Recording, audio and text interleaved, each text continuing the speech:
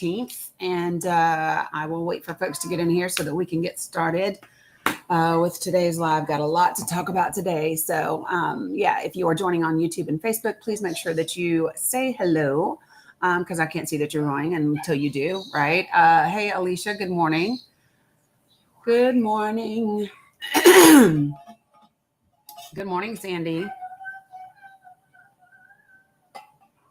Good morning, Alice. Good morning, Podmoth. How are you?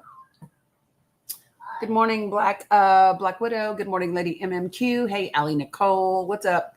Tawana. Hey, G Nana. What's up, Amy? Good morning. Hey, Auntie Tinker and Lisa and Farah and Sage.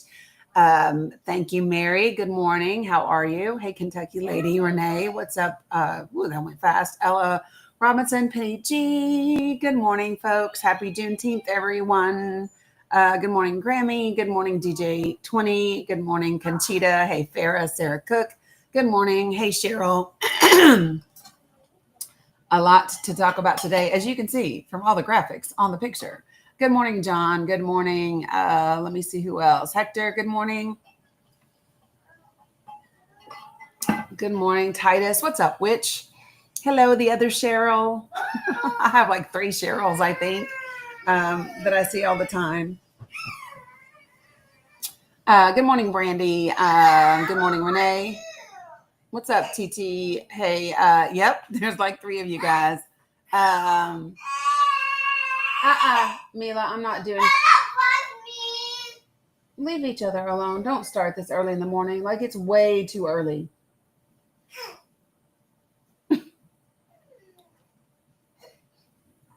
Yes, Mary, the answer is yes. Good morning, Joanna. Good morning, user blessed of 8. Y'all hear me? It's just too early.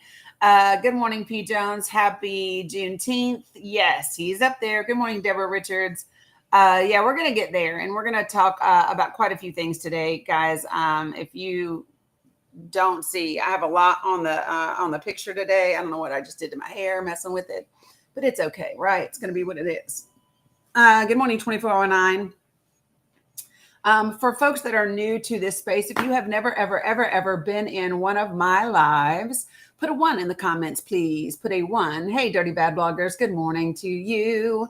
Good morning, CJ. If you've never been in here, hey, Catsmandu. If you've never been in a live, please put a 1. Please put a 1. Please put a 1. Awesome. Good morning. You're welcome. Welcome to the new folks. So let me say this and say it pretty clearly. I only have 4 guidelines for being in this space. Number 1 is be respectful. Number 2 is do not use slurs of any kind. Number 3, don't spam my comments. And number 4, don't type in all caps because all caps are reserved for moderators. Good morning, Gemini and Karen and Gavin and for those that are vision impaired. So those are the simple 4 things that I ask in this space. And I would guess since we are all adults, we should be able to accomplish those things, right? Good morning, hospice nurse. Good morning, Kimber. That's it, guys. I like to have productive conversation. Good morning, Gunk.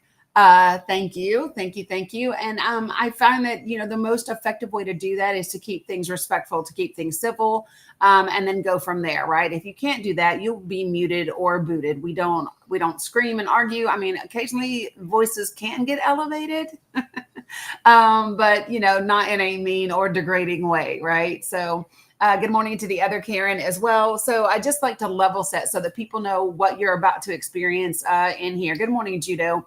Because one of the things that I don't get into is the whole like debating and trying to have gotcha moments. Appreciate that, Peter. Happy Juneteenth to you as well. Yeah, it does. It does, CJ. So here's the thing, just so that everyone understands what I'm saying is that if you like that whole like gotcha moment, try to embarrass each other and be hateful, this is not the space for you, and that is okay. Feel free to go join someone else's live, right?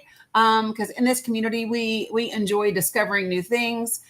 We discover lots of factual information. We love that kind of stuff.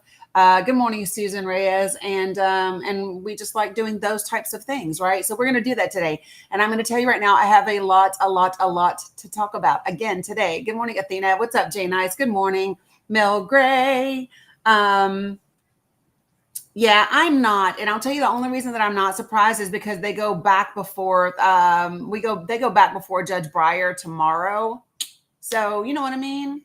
It is what it is. Good morning, Missy. Good morning, Christine is fed up. All right. So you all can see that I have Juneteenth up here. I have Pride represented, and then I have a whole lot of other things going on with concern to Israel and Iran and all of those people. Good morning, Beach Bum Wannabe, right? Good morning, Moto Mama. Hey, Sandra. Good to see you over there. Good morning, Monica. And so we're going to talk about all of it. And I want to say something. So, you all know that when I talk about how we advocate for and with each other, I always say that it is the responsibility of the groups that are doing, good morning, Abdul. I always say that it is the responsibility, hey, Cam, of the groups that are part of the demographic that's doing the oppressing, right? To do the advocating, to do the heavy lifting, to do the educating, right? And so this is what I mean by that. I always say that when it comes to racism, it is white people's jobs to do the heavy lifting. When it comes to LGBTQIA issues, it is the hetero folks' job to do the heavy lifting. And so I've always said that. When it comes to disabilities, it is the able bodied community's responsibility to do the heavy lifting. If you belong to the group that is doing the oppressing, that is doing the discrimination, right? It is your responsibility to step up and educate and advocate on the behalf of the group that is being oppressed or discriminated against, because you belong to the stronger group. You belong to, and when I say stronger, I mean the group with more power, the group that has been more normalized. And when, love that, Christine. And so for that reason, I personally am not going to do a lot of, spend a lot of time today educating you on Juneteenth. Do you want to know why? Not my job. There are all kinds of white creators out there that need to be doing that today. And hopefully they are doing that today. Good morning, Chris Cooper. So it is not this girl's job to do that thing, right? Do you mask in medical settings? That's an odd question. That's an odd question. I think overall the answer is yes. Good morning, Carla. Good to see you, right? And so I think that I just want to level set by saying that. Good morning, Jamie. I know, right? Just an odd question. So hopefully everybody understands that I have the Juneteenth flag up here because we need to observe it. However, it is not my job to educate you on it, right? There are other creators that need to be doing that today. And hopefully they are doing such a thing. How about that? So what I'm going to do is I'm going to bring some folks up to the panel. Right, Jesse, just saying. And when I do that, put yourself on mute. And then I have some things that I want to go into today, things that I'm going to talk about. I'm going to talk about the history of LGBTQ rights in this country. I'm going to talk about the intersectionality of their rights and the rights for Black and Brown Americans in this country. I'm going to also be talking about the discrimination from within our own government concerning those individuals. I touched on that at the beginning of the month as well. And then I'm also going to be talking about, good morning, Mary Esther. And then I'm going to be talking about these things that are happening in the Middle East. And I'm going to be talking about the interview with Tucker Carlson and Ted Cruz. I'm going to be talking about some comments made by Donald Trump. I'm going to be talking about the infamous wink that I think is being heard and watched around the world this morning. If you all don't know the wink that I'm talking about, it is fantastic. Along with the little wink, along with the little ding that the people that put it out, put added to it. And then we're going to talk about the Heritage Foundation's position on this and how the Heritage Foundation has played a significant role in what we see coming on right now with Israel and the United States of America and Iran. I also want to talk about something that people aren't talking about. It is something that Ted Cruz said, and it's not the fact that he doesn't know the population of Iran. It's not the fact that he said that we are participating in this. It's not those things. There's something else that he said that I think is important that people are just stepping over. And I want to make sure that we don't miss it. All right. So on that note, if you have requested if you want to join the panel, please feel free to request up. I will bring you up. I will put you on mute and we will get started today. Okay.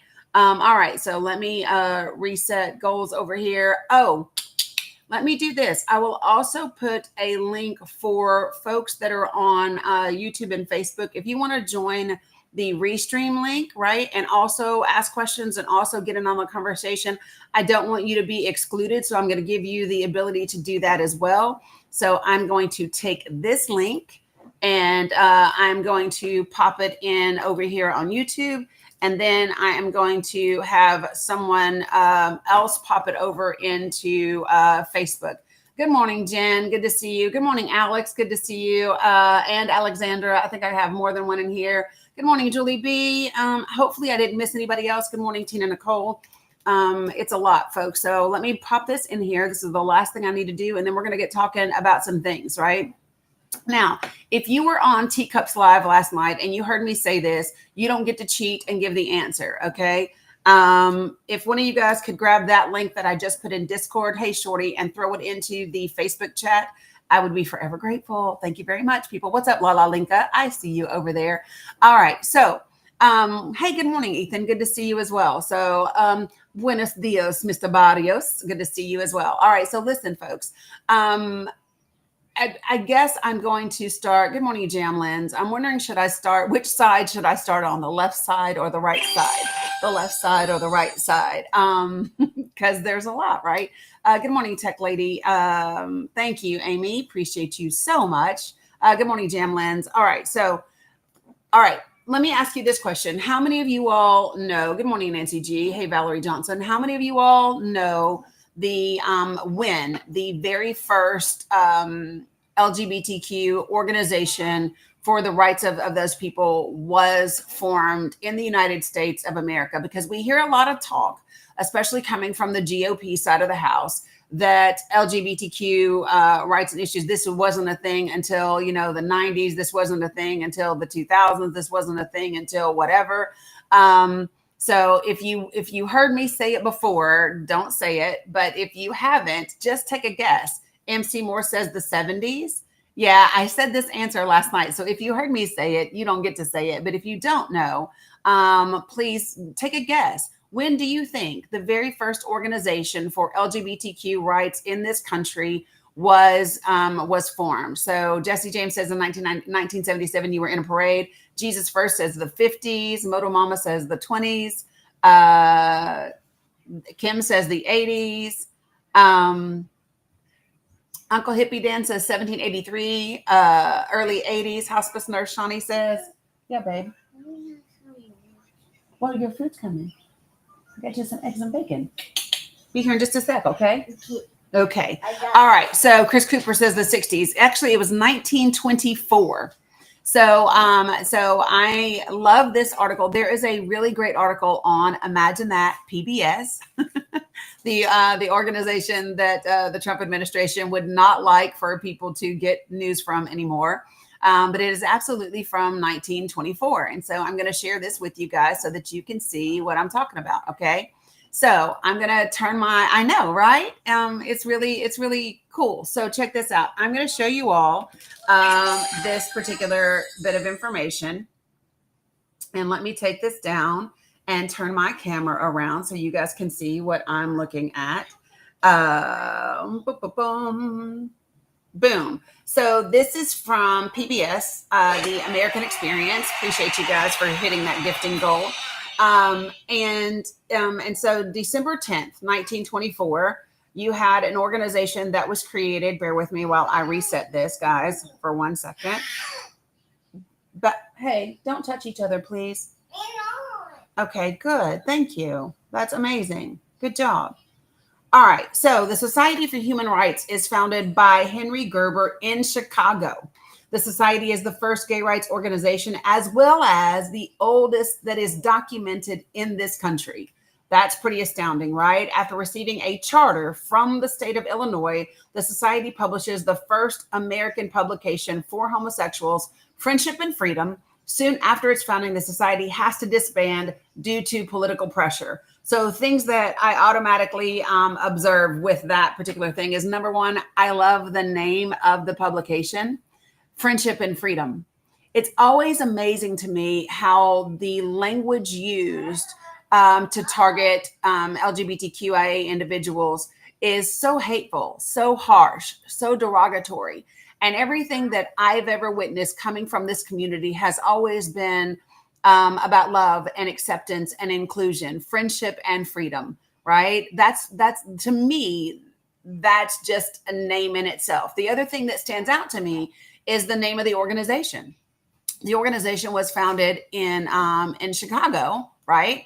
But it wasn't just an organization about being gay. Now, I suspect, even though I don't know this, I suspect that the name, the Society for Human Rights, was safer than naming it something that specifically spoke to homosexuality, right? So just want to offer that to folks kind of right off the bat. So how many of you all are shocked? I've already seen some of you say, holy crap, that the very first organization that we have was in Chicago in 1924. Because everybody wants to pretend like this is something new, right? Everybody, you're gay and you had no idea. Love that, right? I love that we get to discover new things together, right? I also have some pretty cool things that I want to show you guys from individuals who were really prominent and impactful about in terms of shifting the narrative around folks, right? And so I also want to talk about that. Hey, Peter, I also sent you a DM. I don't know if you saw it or not. But okay, so there's a lot of folks that we're going to talk about as we move through this timeline.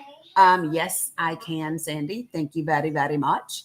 And so I want to move us through this timeline and just point out some really like highlighted things. The reason why, so let me just say this. I know that there's additional information that I could share. There always is, no matter what the topic is, right? But I want you all to understand, for a lot of people, every bit of this is going to be new information.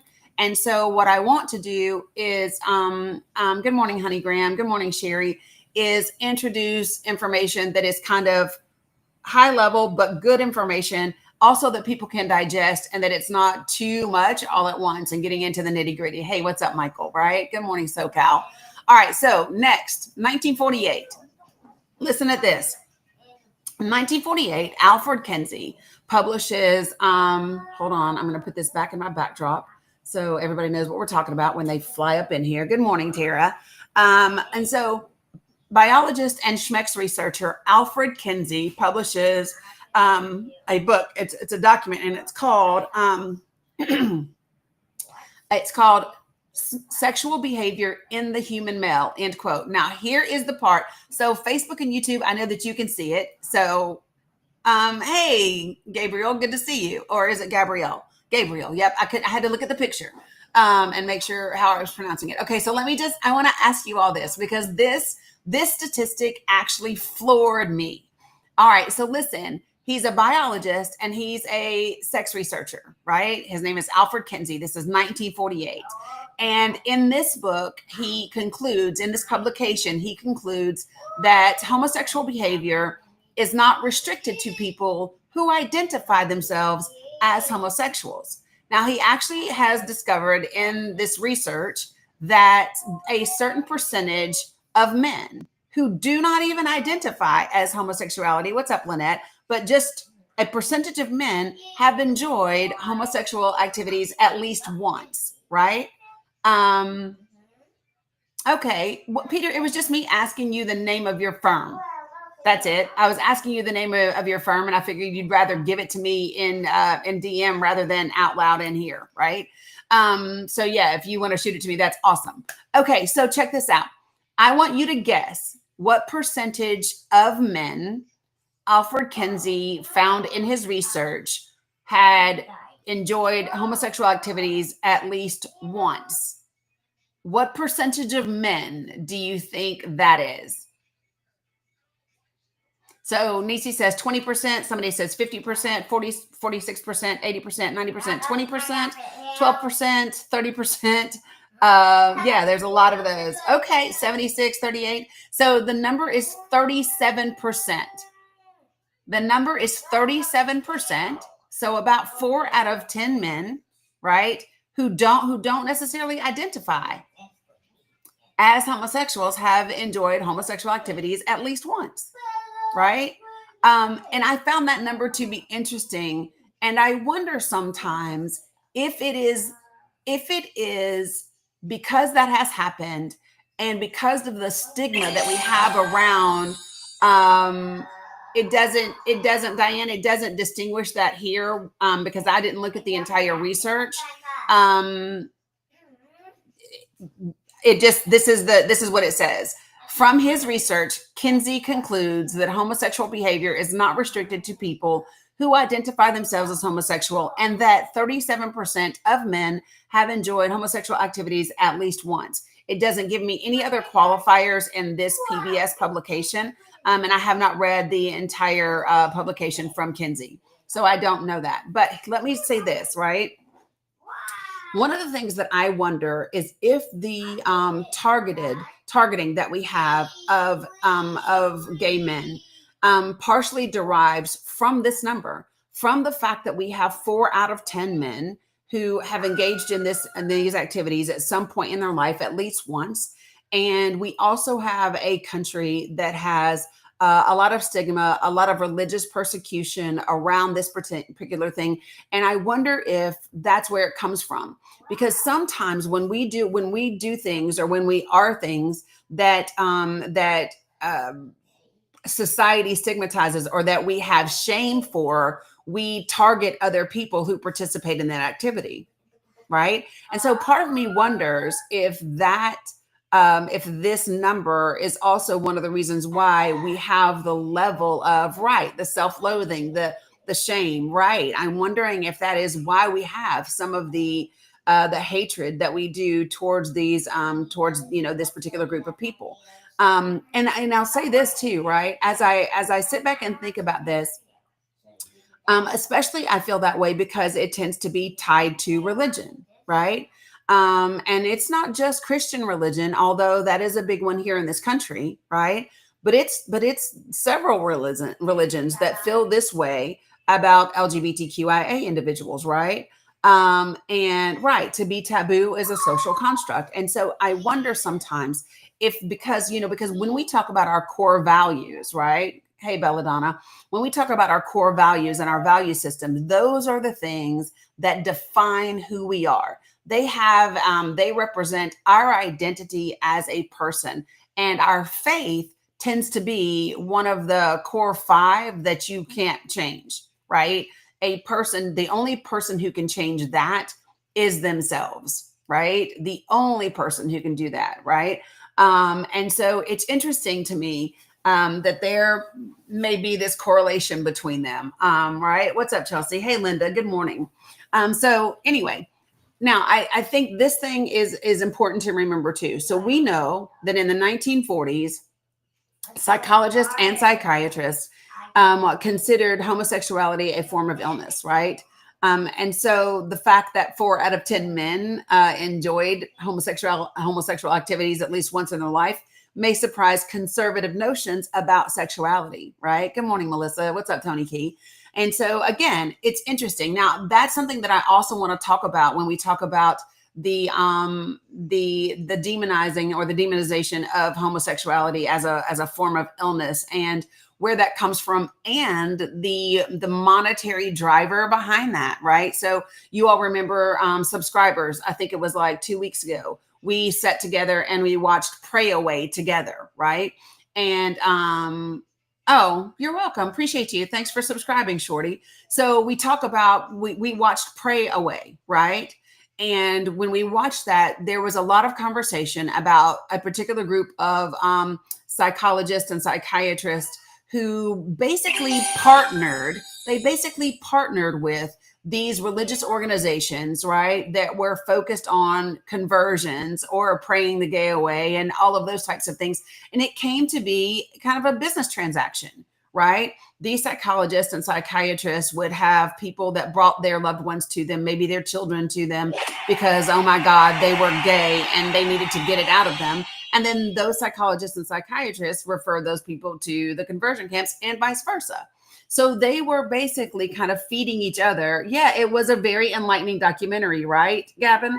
And so it's important to understand a couple of things. Number one, religion has always been a part of the conversation around LGBTQ plus individuals, right? And so has business. One of the things that you cannot get away from in this country is that much of our discrimination, much of our oppression of particular groups of people has to do with money. Does it not? We saw that when we talk about people, Black Americans who were enslaved in this country, right? Why was that a thing?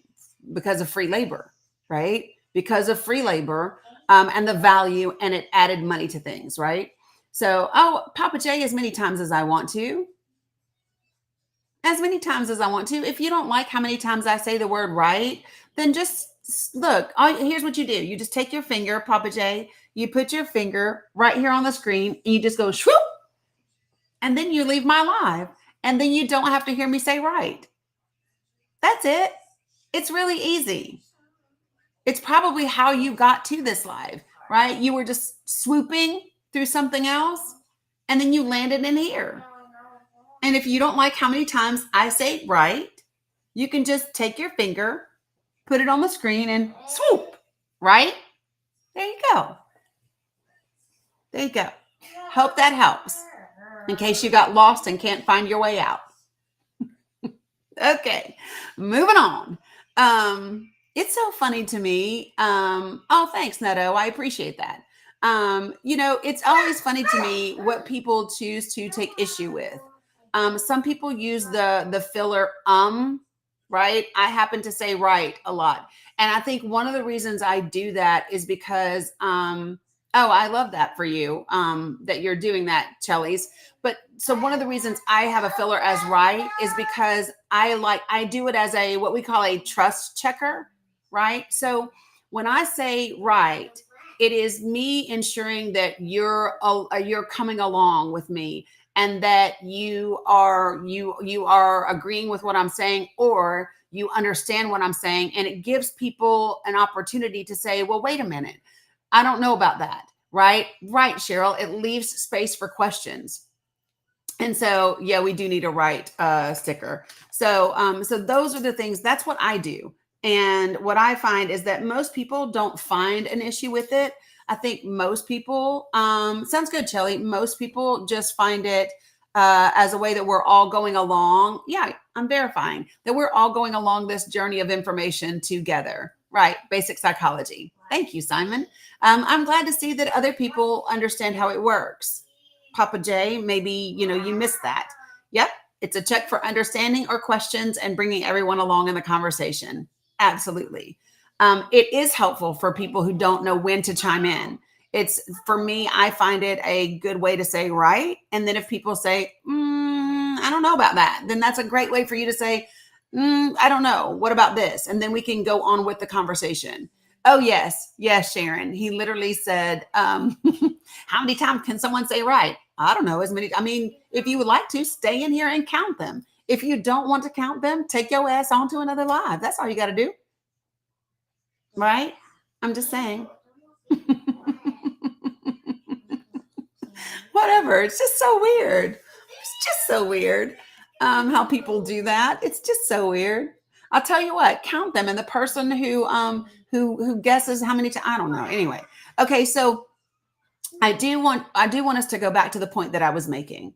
And the point that I was making is that whether it is about homosexuality and people within in the LGBTQ community, or whether it is about Black Americans who are enslaved in this country, it always comes down, not always, but it mostly comes down, or two things that you always find present are religion and greed. That's what you always find. You find religion and you find greed. And in this country, it tends to be Christianity, right? And corporations. That's the predominant drivers in the United States of America. And so when you look at it for slavery, it was free labor. When you look at it in today's execution of the 13th Amendment, You see for-profit prison systems, correctional facilities. You see companies that make ankle monitors and bracelets and things, anklets and things of those nature. All of that is corporate driven.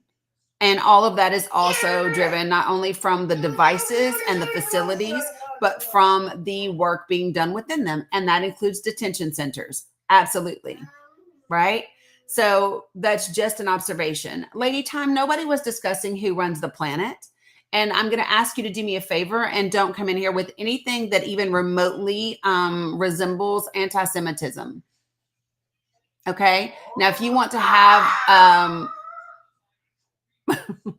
that's okay, Blossoming Universe. So if you want to have a discussion about that, that's fine, but it's not really the topic that we're talking about today. Okay. All right. So, hey, Dominic, you might want to check the front, babe.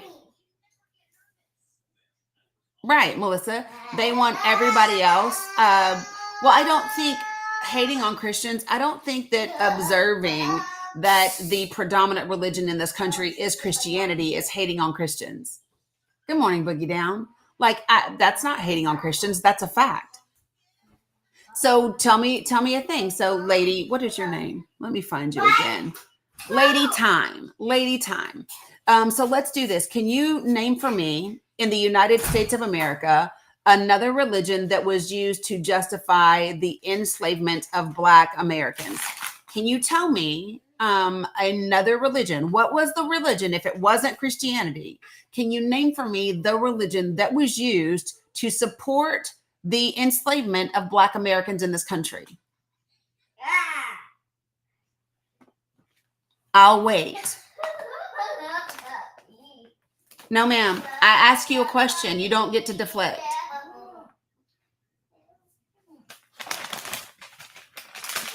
You don't want me to, quote unquote, hate on Christians. I'm asking you a very specific questions because in this arena, we don't we validate feelings. We understand that feelings are important. It is okay to have feelings, friend.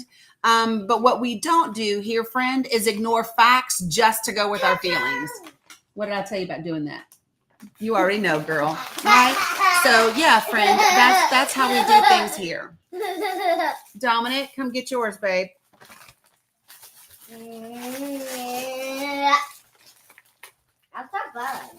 Yeah. So wait a minute. Lady Tom, you're not answering the question. And if you would like to go to that issue next, then we can do that. But right now we're going to go to the question that I asked you. And you should accept the invite. I invited you to come to the panel so we could have a conversation. Do that so we can have one, right? As you can see, I'm respectful. I'm nice. All the things. Your nose is running. Did they mess this up? Dominic, will you make sure that you have cheese on yours? Lady Time, you're about to get booted from the live. And do you want to know why you're about to get booted from the live? Is because you're not answering the question. And you're just staying in the comments and you're deflecting, which is not productive conversation. Does yours have? Okay, that's not yours. What did you eat off of it already? Okay, Jesus. Okay, so it's okay. It is perfectly fine. It is perfectly fine. So take that. Give this to Bella, please.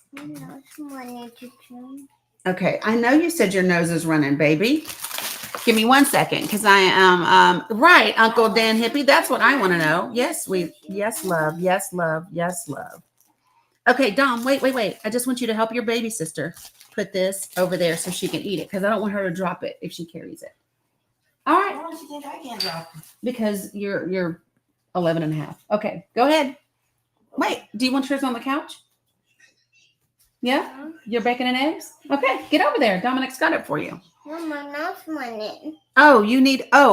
She said, fix my nose. That's what she said. I got you. Here, love. All right. There you go. She's probably going to want it over there by the glasses. Okay. All right. Perfect. Now we're here. Moms, I will let you handle Lady Time for me. How about that? Okay. Right, purple lizard. All right. So let me just I want to go ahead and share. Lady Time had an issue with the fact that I said that in this country, the majority of the time, the religion that is present in the enslavement of individuals and the oppression of people is Christians. She took issue with that. And basically said I was hating on Christians. I don't believe that I am. I believe that what we see in this country, I believe what we've seen in this country is the use of Christianity and the use of the Bible to absolutely justify the enslavement of Black Americans in this country. We've also seen that same thing being present when it comes to the persecution and the discrimination against the LGBTQ plus community. Like, that's not hating on Christianity. It's just a fact. Now, if you don't like that fact and you're a Christian, then do something to change it. I'm going to repeat that part. If you don't like that fact and you're a Christian, do something to change it, because you belong to the group that is doing the discriminating. You belong to the group that is doing the persecuting. You belong to that group. So it is your responsibility to change it. Okay? Great. Now we can keep going. Thanks, Melissa. Appreciate that. Right? All right. So moving on. Can you all believe that we are only at 1950? So November 11th, 1950. What's up, Shelly? Good to see you. In Los Angeles, there was a gay rights activist named Harry Hay, and he found America's first sustained national gay rights organization. Right? In an attempt to change public perception of homosexuality, the Mattachine, I hope I'm saying that right, Matta, Mata, and then Chine, Mattachine Society is the name of that organization. And listen to what they aim to do. Appreciate that, Wang. It says they aim to, quote, eliminate discrimination, derision, prejudice, and bigotry, end quote, to assimilate homosexuals into mainstream society and to cultivate the notion of an quote unquote ethical homosexual culture, end quote. So that was established in 1950. So 75 years ago, this November, this organization was formed 75 years ago. Guys, that's almost the average lifespan of men in the United States of America, right? White males. Isn't that about the average lifespan? And so when I think about that, it's like and so this is why I have a problem with where we seem to be going in this country, because we seem to be going backwards. It is outrageous to me that this organization was founded almost 75 years ago, specifically for this purpose. And we came so far as to legalize gay marriage and to be able to have LGBTQ plus individuals who are married be on your health insurance, and to be able to see them as spouses and partners and all of those different things. And so entitle them to get benefits the same way that heterosexual couples could get. And now we are at this place where we see intentional moves by this administration, right, to take those very rights away. That's just crazy to me. After 75 years of progress, you want to go backwards. And the thing about it is the rest of the quote unquote developed world is still moving forward. Right? Oh, it's a sombering thought, right? Now, I talked about this report earlier this month, because one of the things that I don't know that a lot of people know about is we had a direct and intentional movement to target homosexual individuals who worked in our government, right? And I talked about this before. A lot of you all didn't know about it. You can find this information also on PBS and also in the National Archives. How about that? So let me share a little bit with you guys about this, okay? So I want to replace the screen sharing with this particular thing.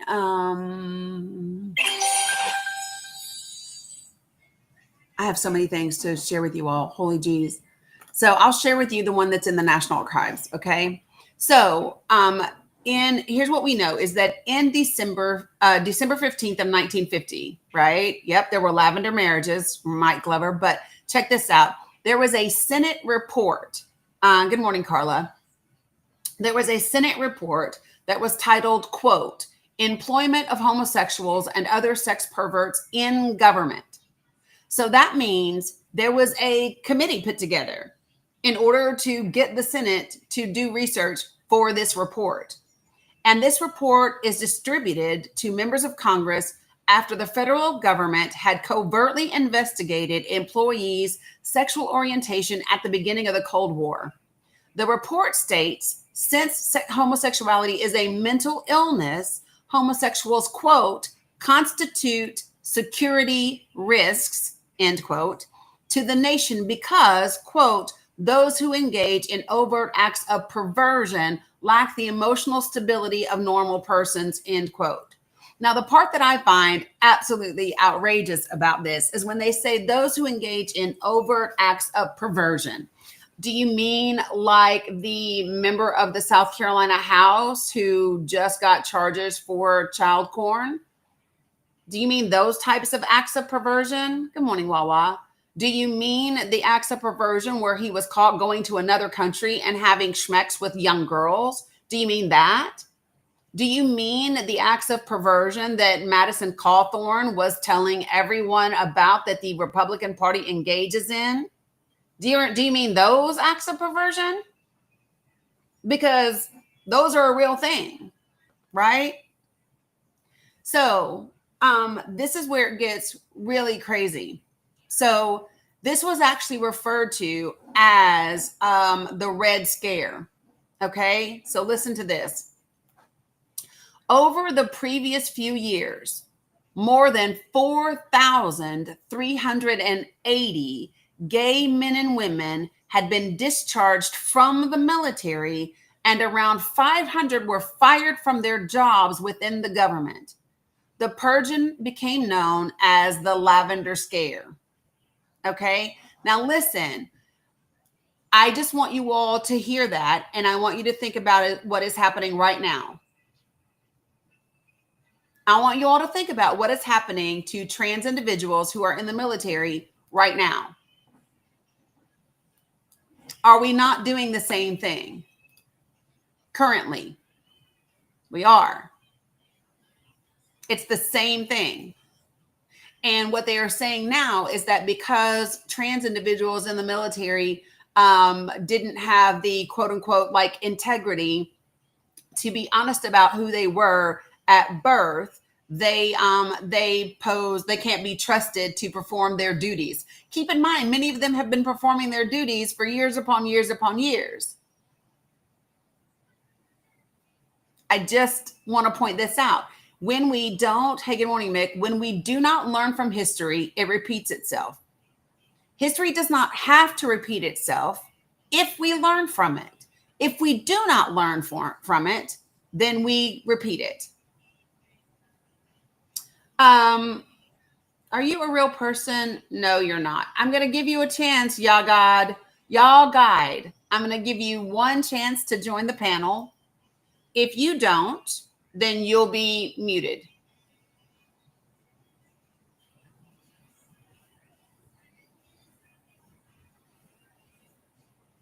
I'm going to give you that opportunity.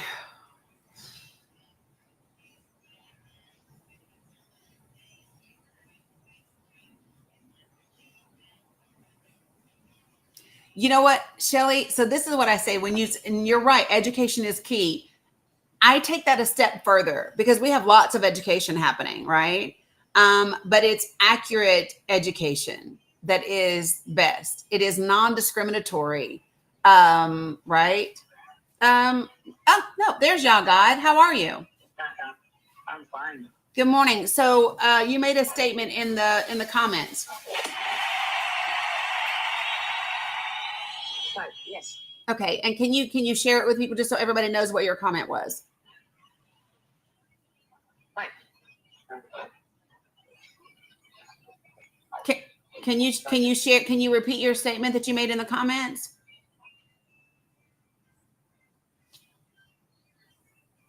Oh, Donald Dixon, you're welcome to come too. Donald, I'm waiting on you. I sent you an invite to join the panel. I'm more than happy to talk to you. We can do that. Yeah, I can't hear you. You went on mute.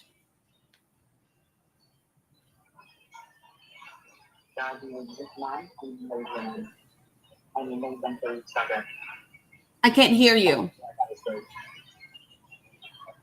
You have a lot of background noise.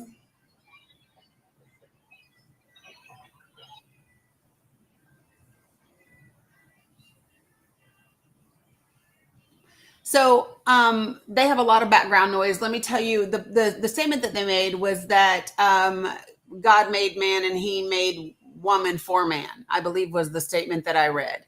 And let me just be clear about this. Go ahead. Can you? Yeah. So that's the statement that you made? Yes. Okay. Can you tell me what makes someone a man or a woman? A man has penis and a woman has a vagina. Do you believe that that's the only thing that people have?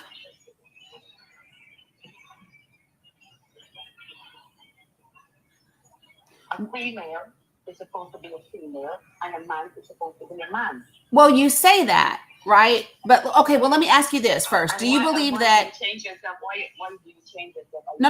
I'm not talking about, hold on one second. I'm not talking about people that have surgery. I'm not talking about that. This is the question that I want to ask you.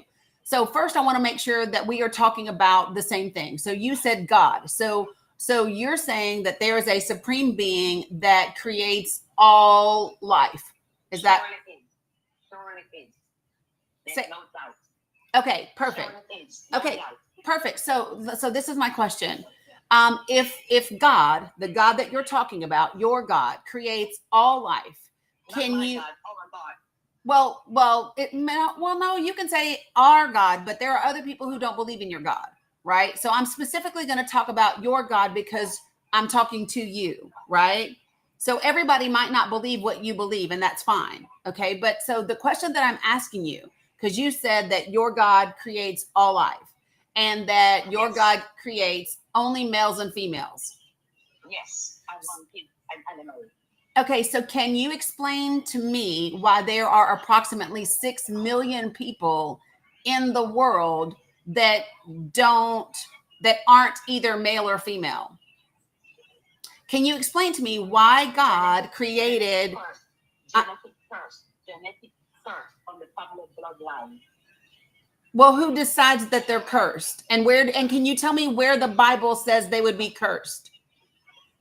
The Bible does not say they'd be cursed. So then tell me how you know they're cursed. Sodom and Gomorrah, God destroyed Sodom and Gomorrah. Nope, we're not talking about Sodom and Gomorrah. Y'all, God, we're not talking about Sodom and Gomorrah, right? What we are talking about is like actual like facts, because you're talking about God and you're talking about the Bible.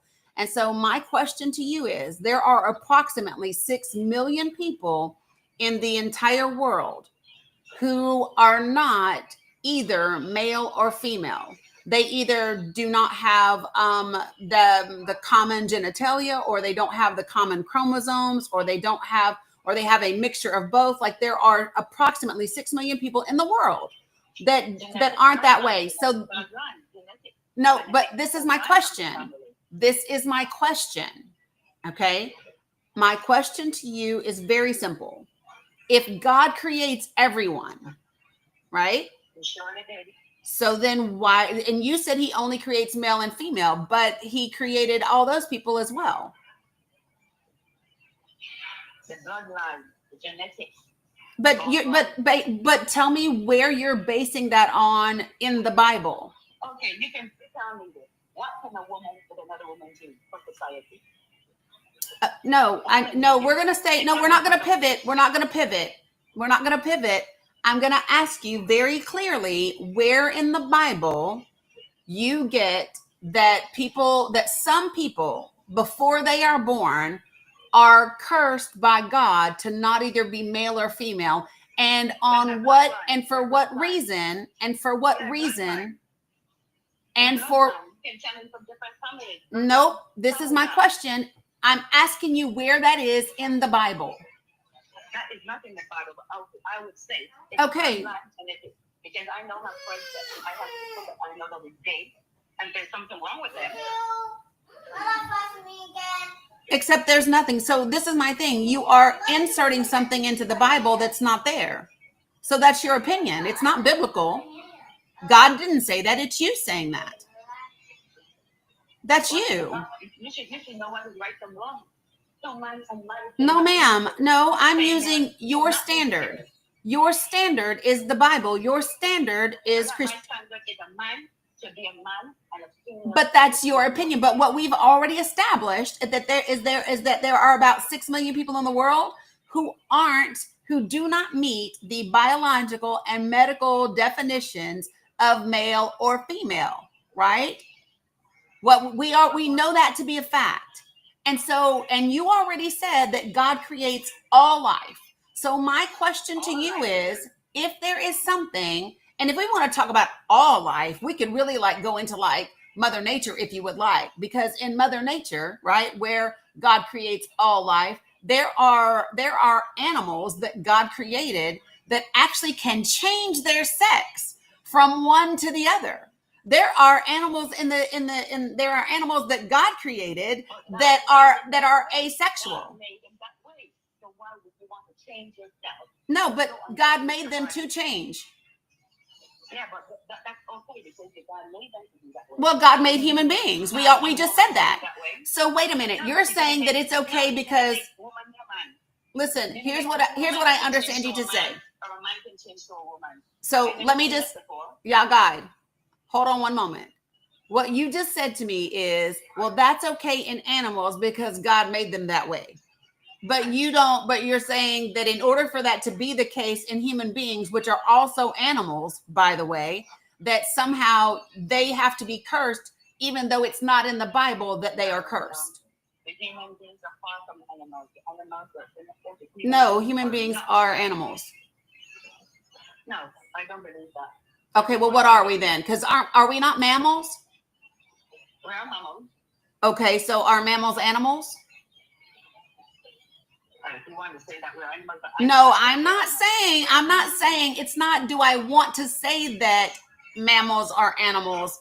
Mammals are animals. That's a scientific fact. I do not believe in science. So that's another thing. I do not believe in science. Because whatever man says is a lie. Man is but a breath and a lie. That's what the Bible says. You don't believe in science? No. Well, then that means you don't believe in males and females. You don't believe in biology. Biology is science. I believe in God. I believe in the Bible and I believe in God. Okay, but you don't believe in biology because biology is science. I don't believe in science. I will say that again. I do not believe anything science says. Because science are man and man make mistakes and man is imperfect. But again, biology is science. Yes or no? So human beings, yes, and human beings, they so the world says. Yes, okay. So if you don't believe in science, how do you believe you breathe? Because God made me breathe. And what are you breathing? Air. And what is air made of? God made air. But what does air consist of? What does it consist of? Yes. What is oxygen? But how do you know it's oxygen? Because the name oxygen comes from science. Oh, so you believe? So you're a person who believes everything man says. No, I'm asking you a very specific question. No, I'm asking you the question. Oxygen is science. So you either believe science or you don't. Or do you selectively believe what you want to believe? I selectively believe the Bible. So you selectively, and you selectively believe science? God gives me breath. God tells me he gives me life. He tells me he gives me everything. I don't need man nor science to tell me different because man if you look at the world, Mm-hmm. look at the world. Look at the world we live in. Mm-hmm. Look at it. And you're gonna believe what man says? Okay, No, so I refuse so to believe what so man I have says. I have a question, right? When do you cook? I cook, yes. Okay. Do you measure things when you cook? No, I'm not that sort of cook. I just Okay, cook. and so when you mix things together Yes. and you bake things and they rise and you mix different ingredients together to get them to do different things, whether it is to get them to rise, whether it is to get them to bake, to fry, to whatever, we understand that that's science that takes place, correct? Yes. Right. So you do believe science, just only the science you want to believe. I don't believe when it comes to man and female and mountain and animals. When whatever man says, I do not believe in it all. But I believe in simple ways like that. Yes, I do. But I do not believe nothing else. So again, you just choose what you want to believe. It doesn't have to be fact based. To make my life happy and to make me get through life, yes, I do. Okay, got it. I mean, so here's the thing. This is the thing. So the reason why I'm asking that question is because once I know that, when I know that you are telling me that what you choose to believe isn't rooted in any type of like reasoning or fact, then you're not someone I'm going to spend my time really talking to, because it doesn't matter what I say. Here's what I'm saying. It doesn't matter what I say. When you're talking to a believer is a believer. You can never change a believer. You can never change a believer mind. So you can talk to you. Well, everyone is a believer. Never change my mind. Everyone is a believer. They believe whatever they believe in. Everyone is a believer. I believe in God, so I'm a believer in God. And I believe right. in And there's a lot of people that God. believe in God. There is a lot of people that believe in God that do not believe what you believe. There are a lot of people who believe in God that do not believe what you believe. Because belief is personal, and that is why God gave us free will. Yes? Yes. And so you have the free will. So here's my thing though. You have the free will to selectively believe whatever you want to believe. You have the free will to not believe in fact. You have the free will not to believe in science. You have the free will to do all of that. But what that means is if you're telling me you're not someone that believes in things that are fact-based, that are reason-based, right? Then you're not someone that I can have like an actual discussion with or discourse with, because reasoning and fact, you're not open to reasoning and fact. You're not open to additional information. I will not open my mind to anything that will corrupt my mind, that will make me stray from my belief with God. Nothing will ever come between me. Right, but if you're rooted in what you believe, then no matter what you hear, it will not move you. Right? So here's the thing. So listen, a double-minded man is unstable in all their ways. But when you are rooted in God, no matter what someone else tells you, you won't move. But you can hear it, you can entertain it, you can reason it out, you can test it. I believe in God, and I believe in His power, and His everything about Him. So whatever you say cannot make me upset, or whatever anyone else says. I don't know why you think that I'm trying to upset you. No, I'm just saying. I just use that as an example. Whatever anyone says can't affect me, because I'm rooted. I'm a child and been rooted. Right, but if you were rooted, you would not be so averse to hearing and entertaining other things that are fact. You're right. Right. You're right. So I'm just saying, yeah. I just saw your conversation and I thought of putting my 2 cents, but I have to go on my radio. Yeah, no problem. You're welcome back anytime. No problem. Bye-bye. Yeah, have a great day. You too.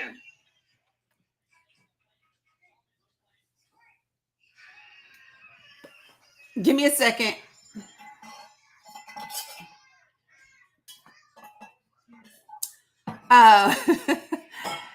It takes all kinds. It takes all kinds. It was interesting. And here's the thing. I do not mind having conversations with people that have their certain belief system. I don't have a problem talking with people about science or the Bible and the intersection of those things. I think avoiding those conversations is actually not great for us, right? I think that we have to have those conversations in order for us to create understanding. We don't have to agree with each other, right? But we all benefit when we create levels of understanding, right? And once I understood that she is not a person that water, once I understood that she's not a person who is interested in fact, if she's not someone who can logically reason based on fact-based information, because I'll tell you this, and people who think that facts and belief don't go together, I don't agree with that. I think that you can 100% have your faith and your faith be rooted in facts as well, right? I think that you can do that. I don't think that they are polar opposites of each other. They don't have to be, that's for sure, right? Thanks, Vicky. So listen, I know that people were saying, can I come up? Can I come up? Can I come up? Because everybody wanted to address what she was saying. I hear you. And it is important because here's what I see people do a lot of times with a caller like that, with a guest like that. What I see people do is they try to argue against her faith. People try to say things like, oh, well, your Bible was written by men and your Bible isn't this and da da da da da. And here's what I know about that approach. When you attack someone's faith, there's no hope for understanding, because the minute that you try to attack or diminish their faith, they are going to dig in even further. And there is no way that there can be a productive conversation in any form or fashion. Right? So I think that that's really important for people to understand. I don't argue whether someone's faith is real or unreal. I don't, and the reason why I don't is I can't determine that for that person. Only they can determine that for themselves, right? And so for me, right, Darla, you said I was going to be rude to her, right, which is not productive. So that is why people don't always understand why I do or don't bring certain folks up. Thank you, Candy Kiss. I appreciate that. But sometimes I don't. Oh, you was not? No. Well, I thought you said was. You said was not. No, it's not even about being rude to her. It's not even about being rude to her. It's about questioning people's faith. Okay. So that's what I just don't do. So give me a second. What I'm going to do now is I'm going to bring up some other folks that are in the queue that want to chat, and then we're going to dig back into to where we were, because we do have a lot to cover today, and we've only got about 3 more hours to get it all in. Okay. Oh, thanks, Granny. Appreciate it. All right. So when I bring you up, do me a favor, put yourself on mute until I can get to you. Give me 1 second. All right, Darla, good morning. And what you got for me? Okay, what I was going to come up and say was my ex-husband's sister was born with no female parts except breast and no male parts. She has no internal female organs. Mm-hmm. And so what is she? She goes by a female, but she even has a Evans apple. So she was born with parts males and part females. But she goes by a female. They had to make an opening for her so she would look kind of like a female down there. Because she had no parts. Yeah. But, so science, the chromosomes, whatever, they messed up during her process of growing inside of her mother. So what I wouldn't say is that they mess up. What I would say is that they had an uncommon growth pattern. Right. Yeah. But so who, when people, like she got married, never had sexual things with her husband. And, She never had a cycle, none of that stuff. Mm-hmm. And she was confused. And I'm like, God doesn't make nobody. We all have. God doesn't make mistakes when He makes what He thinks is perfect for you. And that's why I said, just you go by what you want to go by. Mm-hmm. So for who is to say who is right? You know what I'm saying? We're all God's kids, and we just have to not judge others. Give me 1 second. So Michael J. Thomas, your settings are so that I cannot request you to come up. Linda, don't block him yet. Don't block him yet, please, Linda. Michael J. Thomas, I would love to give you an opportunity to join the panel so I can have that conversation with you. Yeah, unblock him for just a second, Linda. So Michael J. Thomas, please hit the request box that's on the screen or the blue and pink people at the bottom so that you can join the panel so that I can have a conversation with you. Let's do that. Yeah. So Darla, so one of the reasons why, a while back, it was before the election last year. She can unblock him, River Ray. She can unblock him. But let me say this. So last year, don't ask that, John. So listen, last year before the election, we had a neonatal physician, a neonatologist on the panel. And for those of you all who aren't familiar with neonatologists, those are the doctors that take care of preemies or babies that are born that need additional care. And they're oftentimes in the NICU, the neonatal intensive care unit, right?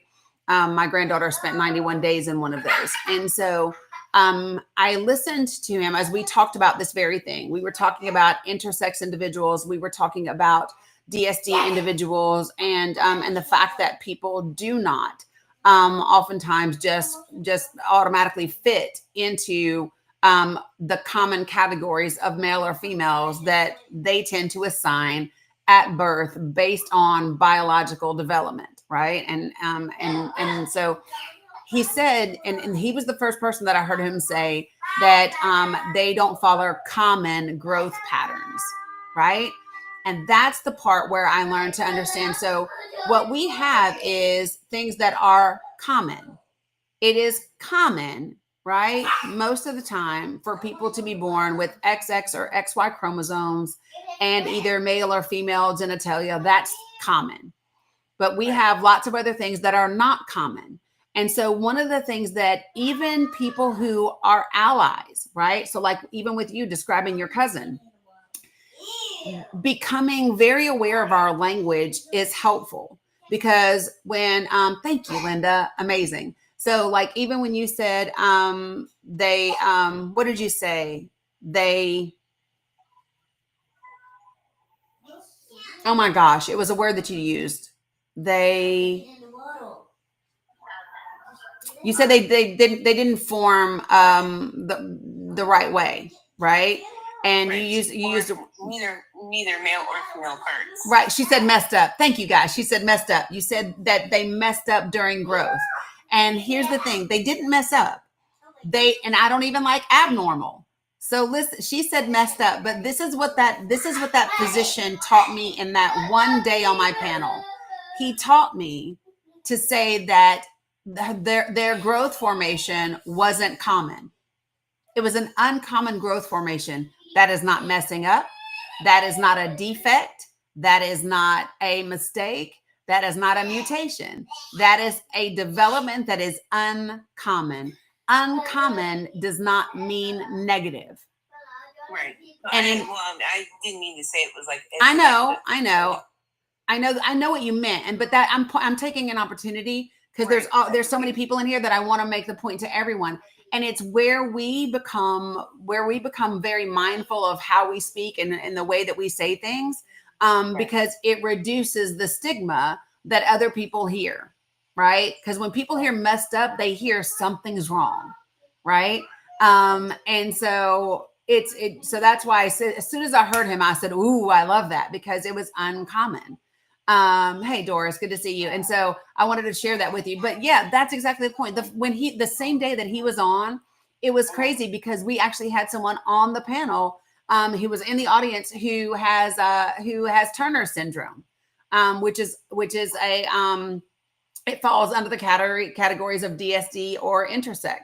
And so it was really, she was very emotional because she was born with an X chromosome, but not XX nor XY. And she said the same thing that you said. So what am I? Right.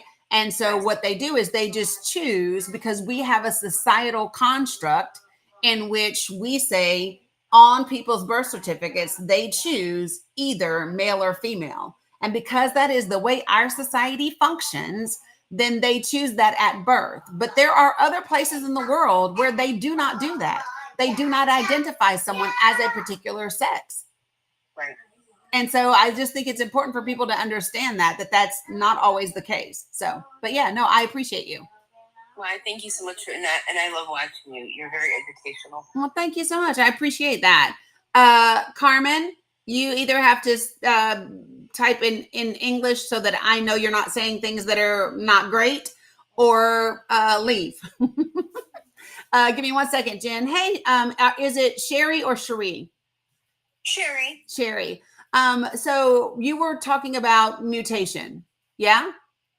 No, I was talking about birth defects. Right, birth defects. So so you do understand that people who have different growth patterns is not the same thing as having a birth defect.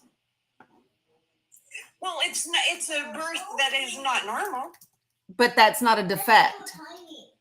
It's not normal. It's not common. Correct. Yeah, it's not common, but that's not Correct. a defect. So like, do you know what defect means? So like if you buy a car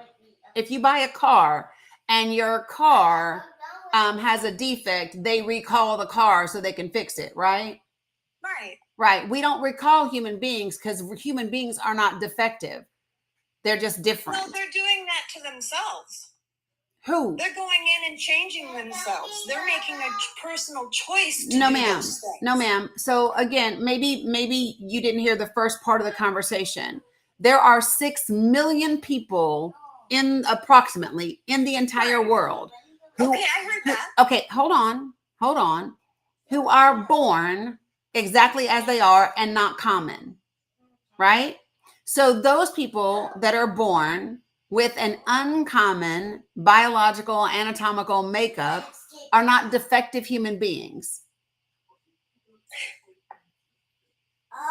Why are they expecting special treatment then? What treatment are they expecting that's special? Life around them to change because of that. Because there's a lot of other defects in life that people Hold on, have to Sherry. learn to deal with. Hold on, I'm asking you, what special treatment are people asking for? Restrooms to be redone for them. Who asked for that? I have never heard a trans person asking for restrooms to be redone for them. Yeah, the walls to be to the floor, or they haven't asked for any of that.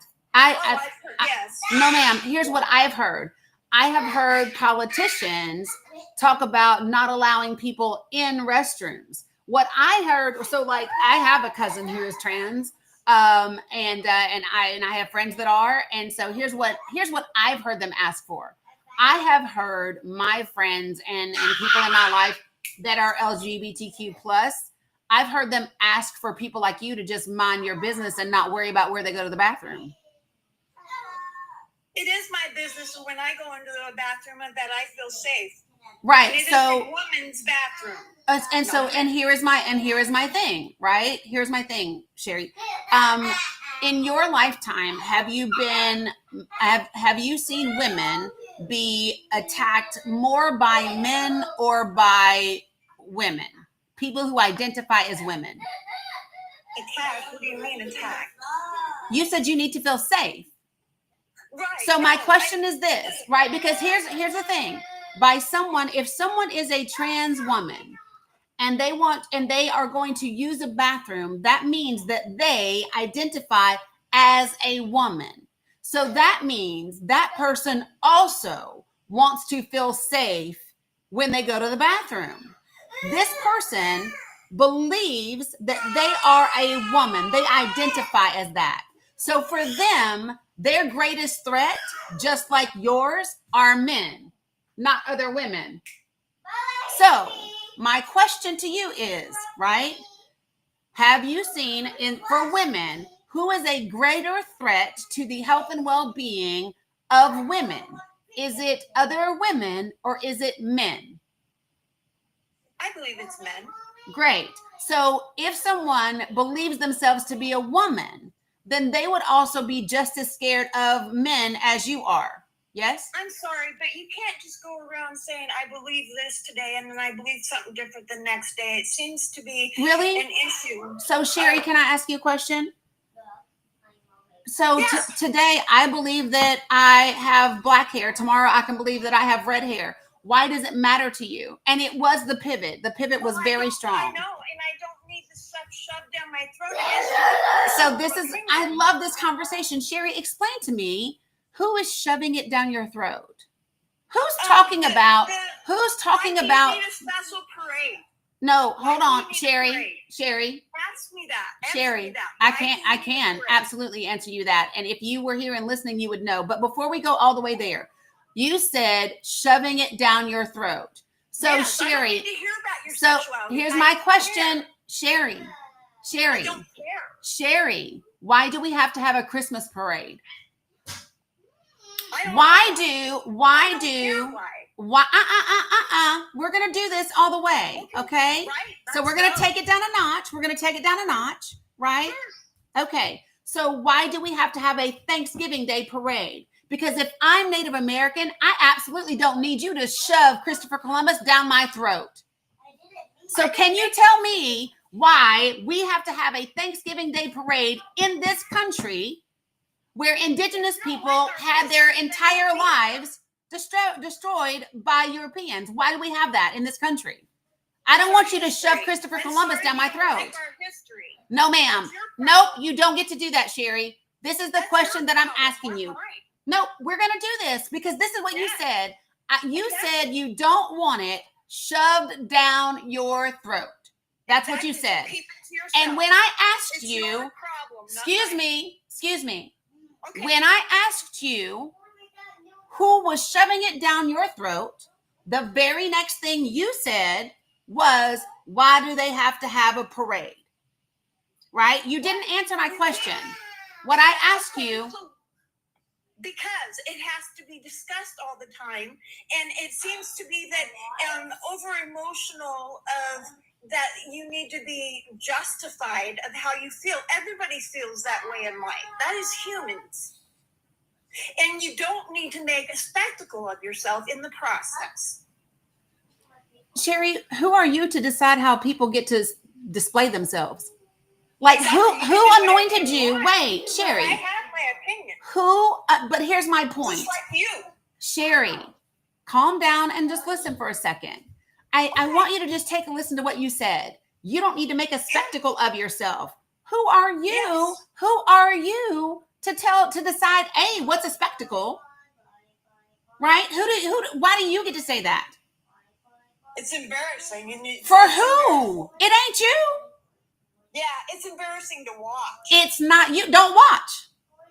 Exactly. So quit making it known. Did you go to the parade, Sherry? Did you go to the parade? Nobody wants to see it. Did you? No, well, actually, people do want to see it, or there would not be thousands of people who attend. There's a small handful. No, ma'am. Do you know how many people? It's gonna change. Do you know how many? Accept it. Okay, Sherry, you got to stop talking over me. You got to stop talking over me if we're going to have a respectful conversation. Sure. Okay, great. So, Sherry, I want to go back to a question that I asked you. Okay, you said you don't want it shoved down your throat. And this is a very specific question that I'm asking you. Who is shoving it down your throat? And this is what I mean by that. Who are the folks that are constantly bringing up trans individuals? Who are the people that are talking about people being trans all the time? Trans. Really? Yes. What trans people do you know? I know a few. And how do they talk about it? I have no problem talking to them about it, but it's not. No, that's not what I ask you. I'm asking you. Okay, so you said shove down your throat. Girls, stop. You said shove down your throat. So do your friends come up to you all the time and say, Sherry, we have to talk about me being trans? No. Okay. And I know they are, and it doesn't need to be a discussion. Hold on, Sherry, this is my question. You said it's being shoved down your throat. And my question to you is, who is bringing it up? Who are the people that you see on television that are initiating a conversation about trans people? Americans. What? Be specific. What type of Americans? Well, right now, Donald Trump is making changes that need to be made. So wait. So are you telling me, Sherry, that Donald Trump is shoving trans down your throat? No, he's trying to fix it. But he's talking about it all the time, and you don't want it shoved down your throat, right? He could fix it without talking about it all the time. Because it has to be acknowledged somehow. No, ma'am. You just said you don't want to hear about it. Right now, just like us talking right now, I understand your side of what you're saying. I don't believe that you do. Oh, well, that's your opinion. It is. What do you think? Exactly. What do you think my side of it is? What do you think it is? That you think anybody should be able to do whatever they want in society and then ask for things or be treated differently because of it. And it's not necessary. You're a human being that needs to be under, it's I didn't say that. What? I didn't say what you just said. I never said that. You have yet to tell me anything that trans individuals have asked for that is special. I did. But there's no trans people asking for the bathrooms to be changed. Yes, there are. Show me. Name them for me. And then why is it in the schools? What's in the schools? This nonsense of trying to brainwash kids that they have this. But wait, we're going to stop pivoting because we got to handle these things one at a time. Sherry, exactly. I ask you to show me where trans people are asking for for the bathrooms to be changed.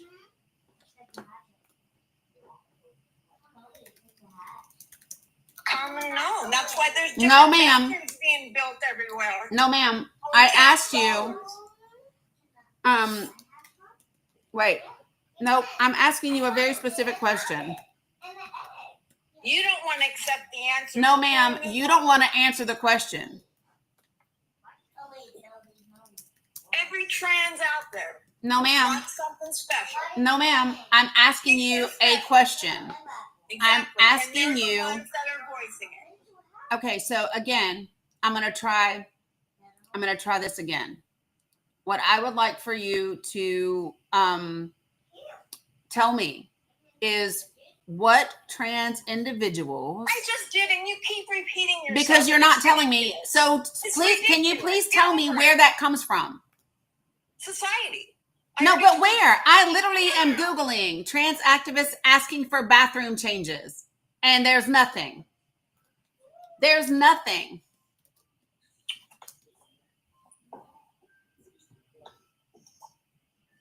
All right.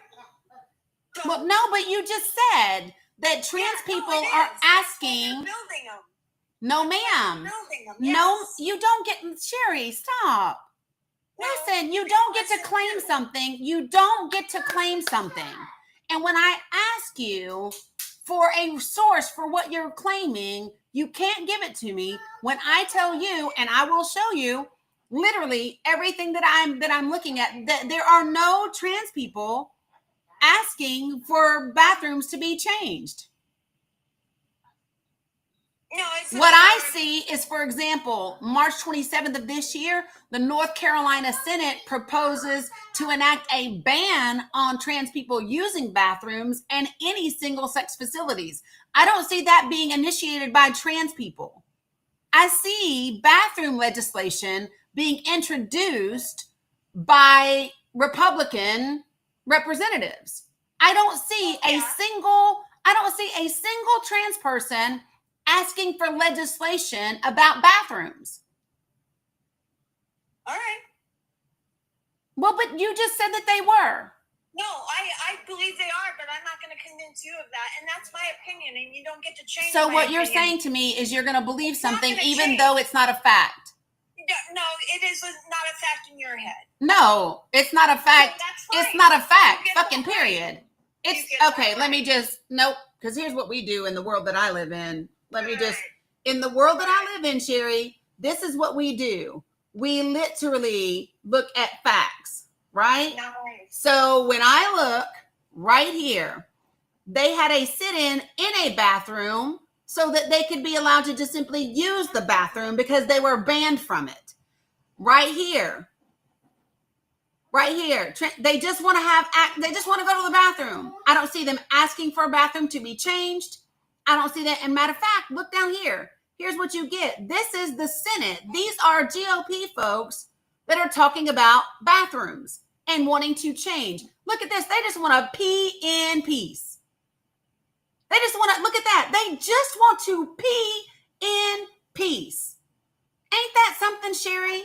That people have to ask just to be able to piss. Yeah. They just want you to mind your business and not be concerned about them. Good. Can you name for me, Sherry, the number of women that have been attacked by trans women? Because you need to feel safe. That's right. Yes. So here's what I'm asking you. I am asking you the number of attacks on women by trans women. Can you give me that? Do you know? It makes no difference to me. But it does, Sherry. It does, Listen because for a you second. said you need to feel safe. Exactly. And if I'm being followed in a restroom by a male, I am not going to feel safe. And You're not. You're being followed in the bathroom by a woman. And if they've done something wrong or not, it makes no difference to me. So you just want to be a bigot? No. Well, that's what you're saying. You literally just said to me, it doesn't even matter whether they've done anything wrong. If they're trans, you don't want them in your bathroom. Sherry, that is by definition a bigot. Use the right restroom. No, that is by definition a bigot. In your mind. No, ma'am. Being a bigot is when you are against a particular group of people that you have not gotten to know, and you want to discriminate against them. You want to discriminate against them using a bathroom when you know nothing about that person, and you even said whether they've done anything wrong or not. So that is actually being a bigot. That is not my opinion. That is a fact. Nope. Okay. Well, tell me what a bigot is, Sherry. No. What do you mean? No. No. I don't have to explain myself to you. Well, trans people don't have to explain themselves to you. Exactly. So I made my Exactly. opinion. So just mind your business. So what you don't like right now is that you have demonstrated who you are. Nice. I didn't do that. I asked you questions and you didn't want to answer them. And then when you wanted to answer them, you wanted to pivot. So you're upset, Sherry, because you have 100% demonstrated by your own words who you are, not me. I'm not doing that. And you've demonstrated that the changes that are going on, you don't appreciate or like and care for them. And I'm sorry you feel that way, but it has to change. Well, I'm here to tell you it ain't going to change the way you want it, Yeah, Sherry. it is. And do you want to know why I know for a fact? It will. Do you want to know why I know for a fact, Sherry, it won't? Do you want to know why I know for a fact? Because there are more people in this country who think like me that every human being deserves their own equal rights and that you don't get to determine somebody else's level of rights. That's why. Exactly. There are more people in this world, in this country, who believe like me, Sherry. There are more people, and I'll just tell you this. It is absolutely crazy to me because it's crazy. It is transgender individuals are actually 4 times more likely than you, Sherry, to have violence committed against them. They are the people that are endangered, Sherry, not you. Transgender individuals are 4 times more likely to be assaulted and violently attacked Not you, Sherry. They are the people that want to be safe when they use the restroom. They are the people who do not want to be tied to the back of a pickup truck and dragged down the street. They are the people, Sherry, that do not want to be unalived. That's them. Nobody's targeting you. People are targeting them. And those are facts. That's not me. Those are literally, that's facts.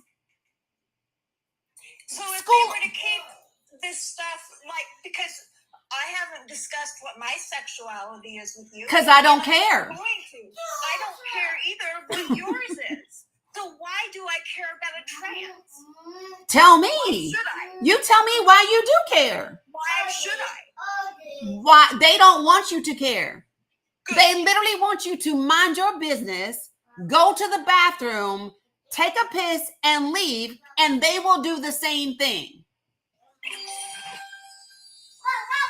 They don't want you to care about them.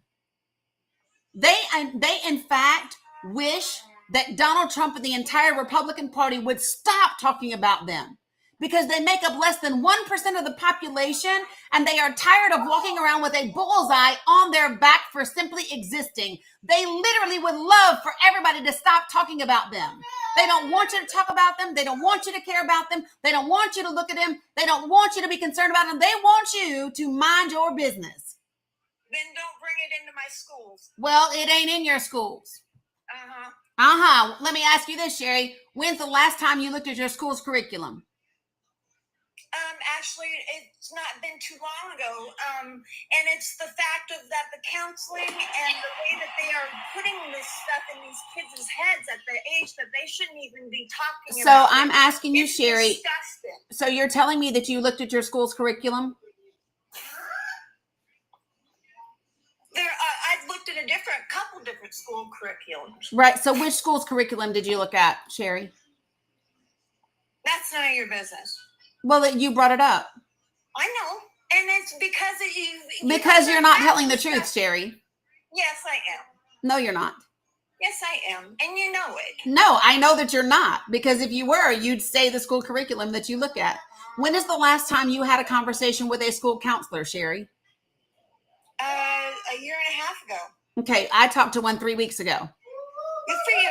Yep, I talk to them regularly throughout the year. Do you want to know what never comes up? Children being trans. Do you know what does come up?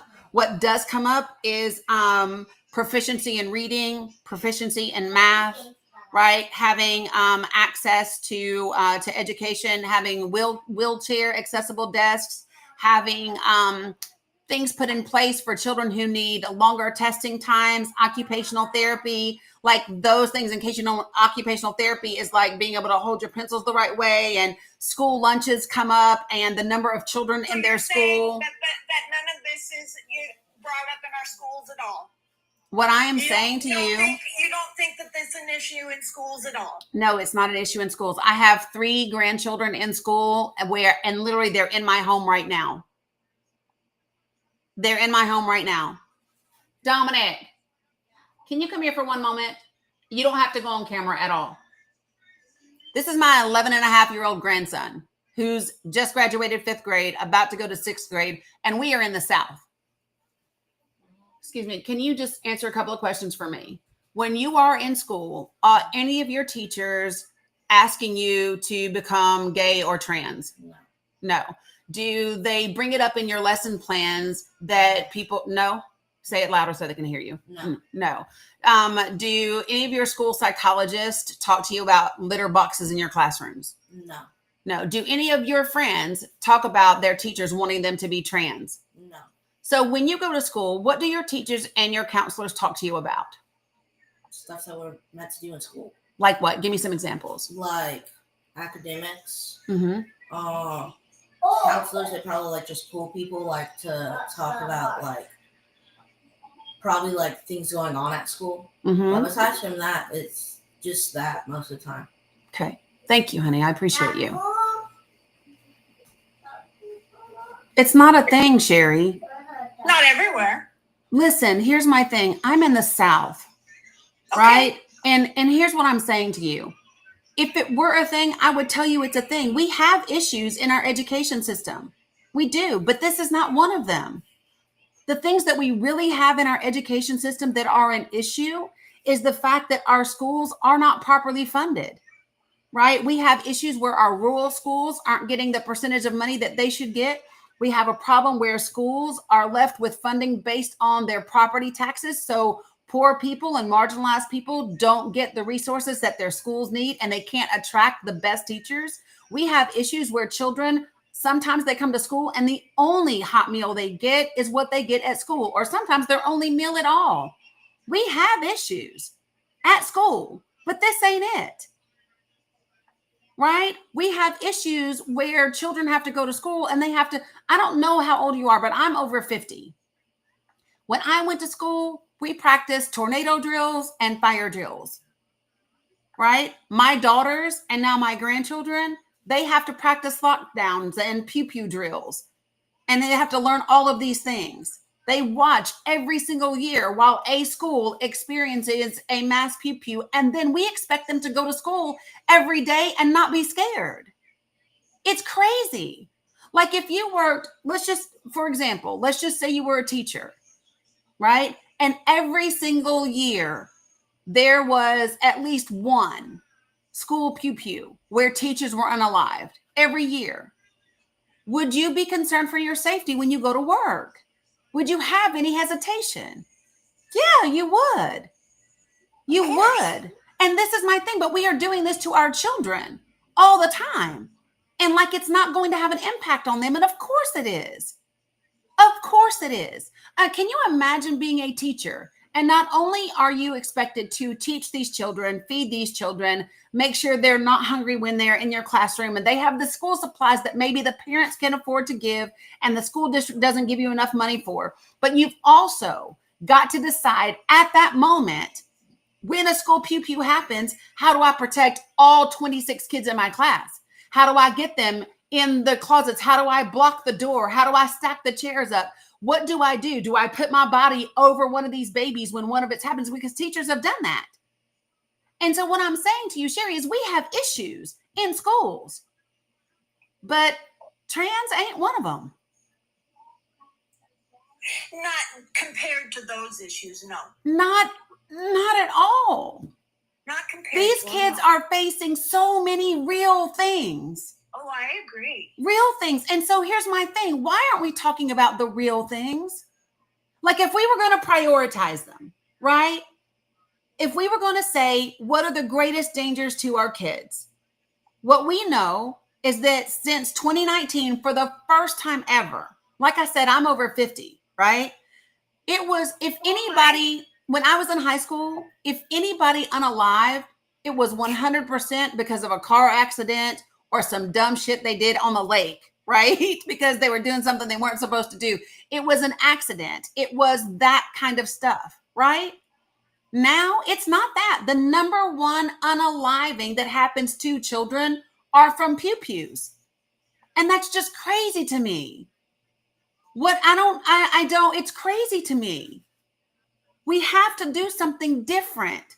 And we have to worry about the things that are truly damaging our kids.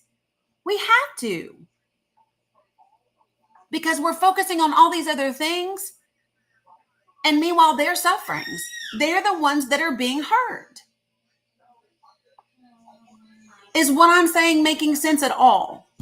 Oh, of course. We need to protect our kids. Okay, so if we need to do that, when we think about the things that are the greatest dangers to them, can we agree that it's pew-pews? Oh, definitely. Okay. How do you feel about what we have currently in terms of pew-pew legislation and protections for them? How do you feel about it? Oh, it's out of control. Okay. But everybody has a right to bear arms. 100%. 100%. I agree with you on both of those things. And what I believe is that we can bear arms, and we can also have legislation that is done in a way that allows people to bear their arms and protect our kids. Like we don't have to choose. I can protect the Second Amendment and I can protect children at the same time. It's not an either or, right? Right. I'm a Right. veteran. So here's what I can tell you. I served in the military, right? And I would agree with you. I hope you would agree with me that we are some of the best trained people when it comes to pew-pews, right? Yeah. Right. Yes. So here's the thing. When I'm on post as a soldier, unless we are at the range or unless we are literally on the battlefield, right? We don't get to walk around with our pew-pews unless we are military police. When we're on post, they take all of those and they are locked up in the armory, and you don't get to just go get them. And so my thing is if the most well-trained people in the world don't walk around with pew-pews on a military post, why in the world do we want everybody else to walk around with those types of pew-pews, right? Because there's a specific kind, right? I believe that if people want to hunt, fine, hunt.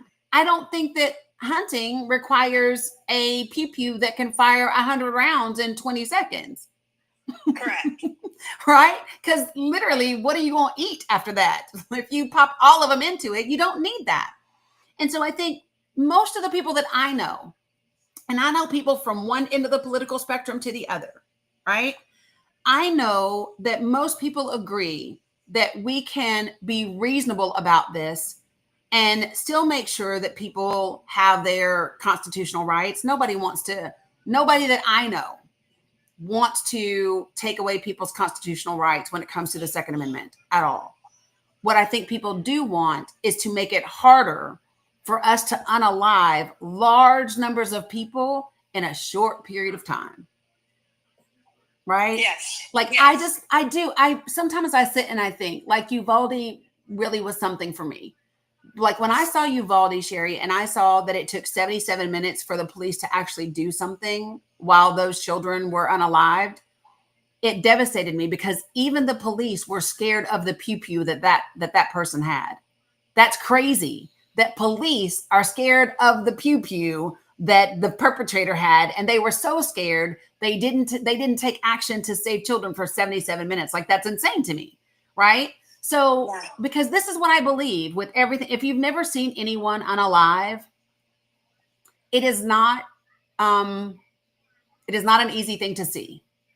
No. And so I personally believe that if someone had to see the consequence of their action before they could fire off 20 more rounds, they probably would never fire off the next 20. You know what I mean? Right. So why can't we, the way that you and I, because we started off this conversation very opposite, would you agree? Yes. And now we're right here having a conversation. Correct. And I appreciate that. And my thing is, why can't we do this all the time? Why can't we find common ground? Yeah, it's important. And I think if we did that, like if our legislators talked the way that you and I did, if they actually took the time to stick with it and get through the like frustration, right, that we both had, Yeah. we could actually get stuff done that would be good for our kids. Yes, it needs to be acknowledged. So here's what I would love. I don't know what state you live in. Like I said, I'm in the South. And if you're not comfortable sharing, you don't have to. I'm in Seattle. Okay, so you're in Washington. Good gosh, you're in a state that's way more progressive than mine. Holy geez. Exactly. That's why I have an opinion, but I need to have an open mind also. Love that. So here's what I would love is what I want to do is I want to build a community of people that have differences of opinion, but who are willing to stick through very challenging conversations and come to places where we go, you know what, this is a reasonable thing that we can do. Right. And then we say, okay, what does that look like?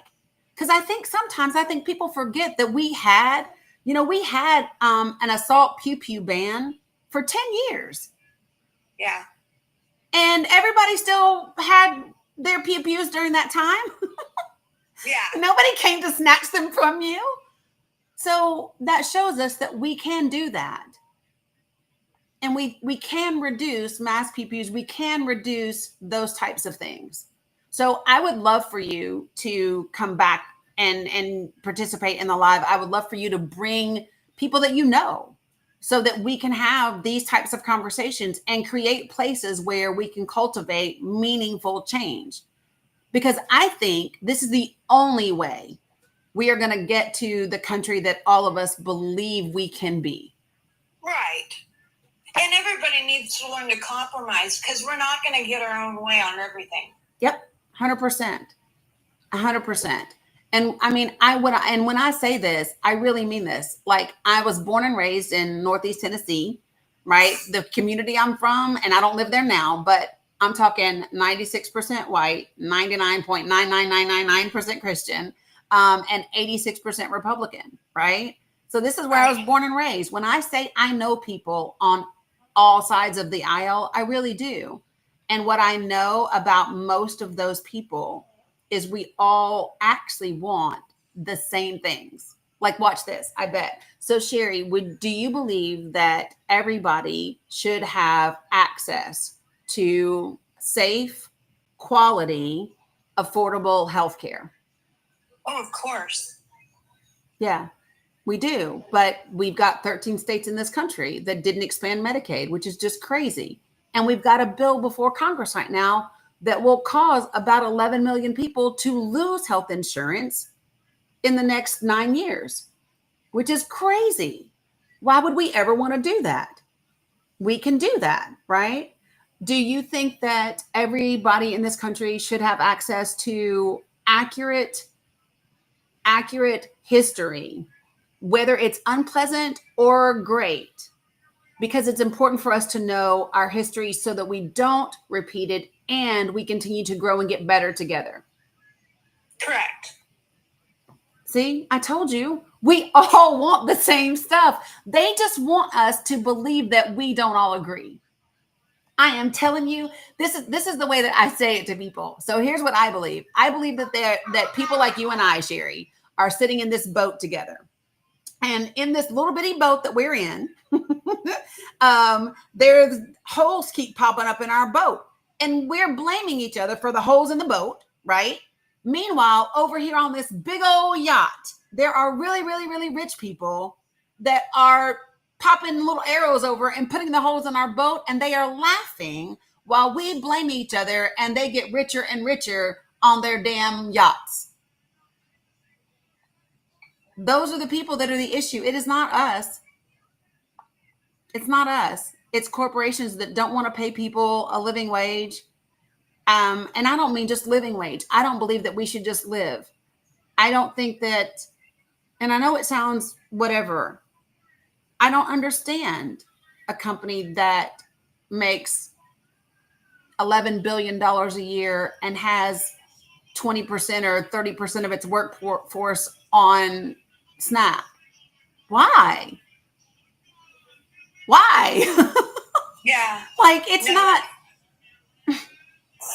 Yeah. So I think that we are better than what our politicians are behaving like. And that's a lot of them on every side.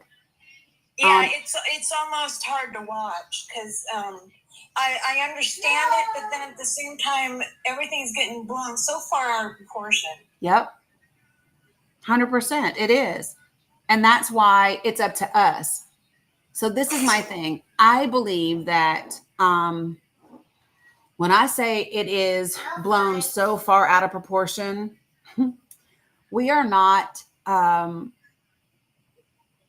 You know what I notice? I love sometimes, you know, those videos that you see, those reels that you see, and you'll see like a car accident, and all of a sudden you see all kinds of people. Tall people, short people, black people, white people, right? You see men and you see women, and they're running to help whoever's in the car. And nobody is asking, how did you vote? Are you gay? Right. Right? Are you, like, nobody's asking. None of it matters. No. And that's the thing. At the end of the day, none of it matters. It doesn't matter. And it's about what you can do for your society today. That's it. And so like, this is one of the things. So we do this thing in my little group, right? So I'm going to show you, they know what I'm getting ready to show you. But when you think about like the bigness of it all, it seems like almost overwhelming, right? Like, how can we fix this? Right. And so this is what I share with people, because I know that there are things I don't get to control. I don't get to control what happens in the courts. I don't get to control what happens in Israel. I don't get to control what happens in Congress. But there are things that I can control, and they're all things that I can influence, right? So the way that I stay grounded and I don't just throw up my hand in despair and just drown in my own tears, the way that I do that is I do these 3 circles. So the very first circle is the circle of control. So what can I control? I can control my thoughts, my time, my reaction. I can control how I think about things, how I respond to things, whether I am willing to listen. Like, I can control me. Right? The second circle is where I can influence. So I can influence my friends, my family, my social media following, my neighbors, the people at the pool, right? That's my circle of influence. I can even influence my legislators. I might not control them, but I can influence them, right? I can influence my community by writing letters to the editor.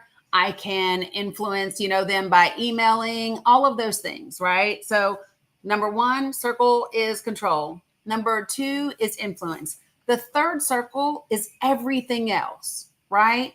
So if we spent 80% of our time focused on what we can control and what we can influence, everything would take care of itself, because what is in my circle number 3 is in somebody else's circle number 1. So if I just focus on my control and my influence, somebody else's 3 is their influence or their control.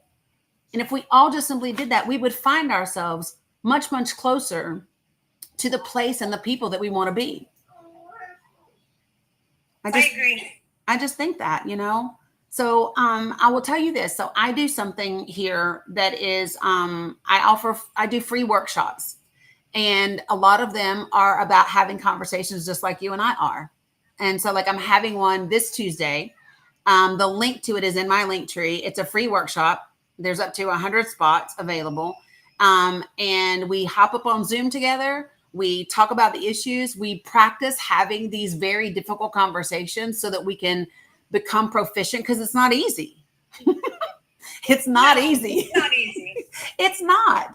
And so I would love for you to come. I would love for you to show up to that Zoom and participate in the meeting, and bring people, because I really do think that these things, the more we grow them and the more we do them, we will become so great. And I really think we can. Well, it's definitely a shot in the right direction. It is. It is. So, so the way that you get to my link tree, just so you know, if you don't come, I will not judge you, I promise. But if you go to my TikTok profile, and this is for you guys too, if you go to my TikTok profile, there's a link tree link, and there's a lot of information in it. But at the very top, you're going to see something that says new workshop. And if you click that link and you see, it'll say the 24th at 6:30, you just click that blue dot and put your information in, and you'll get emailed the Zoom information for the workshop. Well, thank you for the invite. Yeah, you're very welcome. Thank you for listening. Thank you for hanging in past the very tough conversations and getting to the place where we are. I appreciate you. I really do. I appreciate you. Thank you. You're welcome. Have a great day. You too.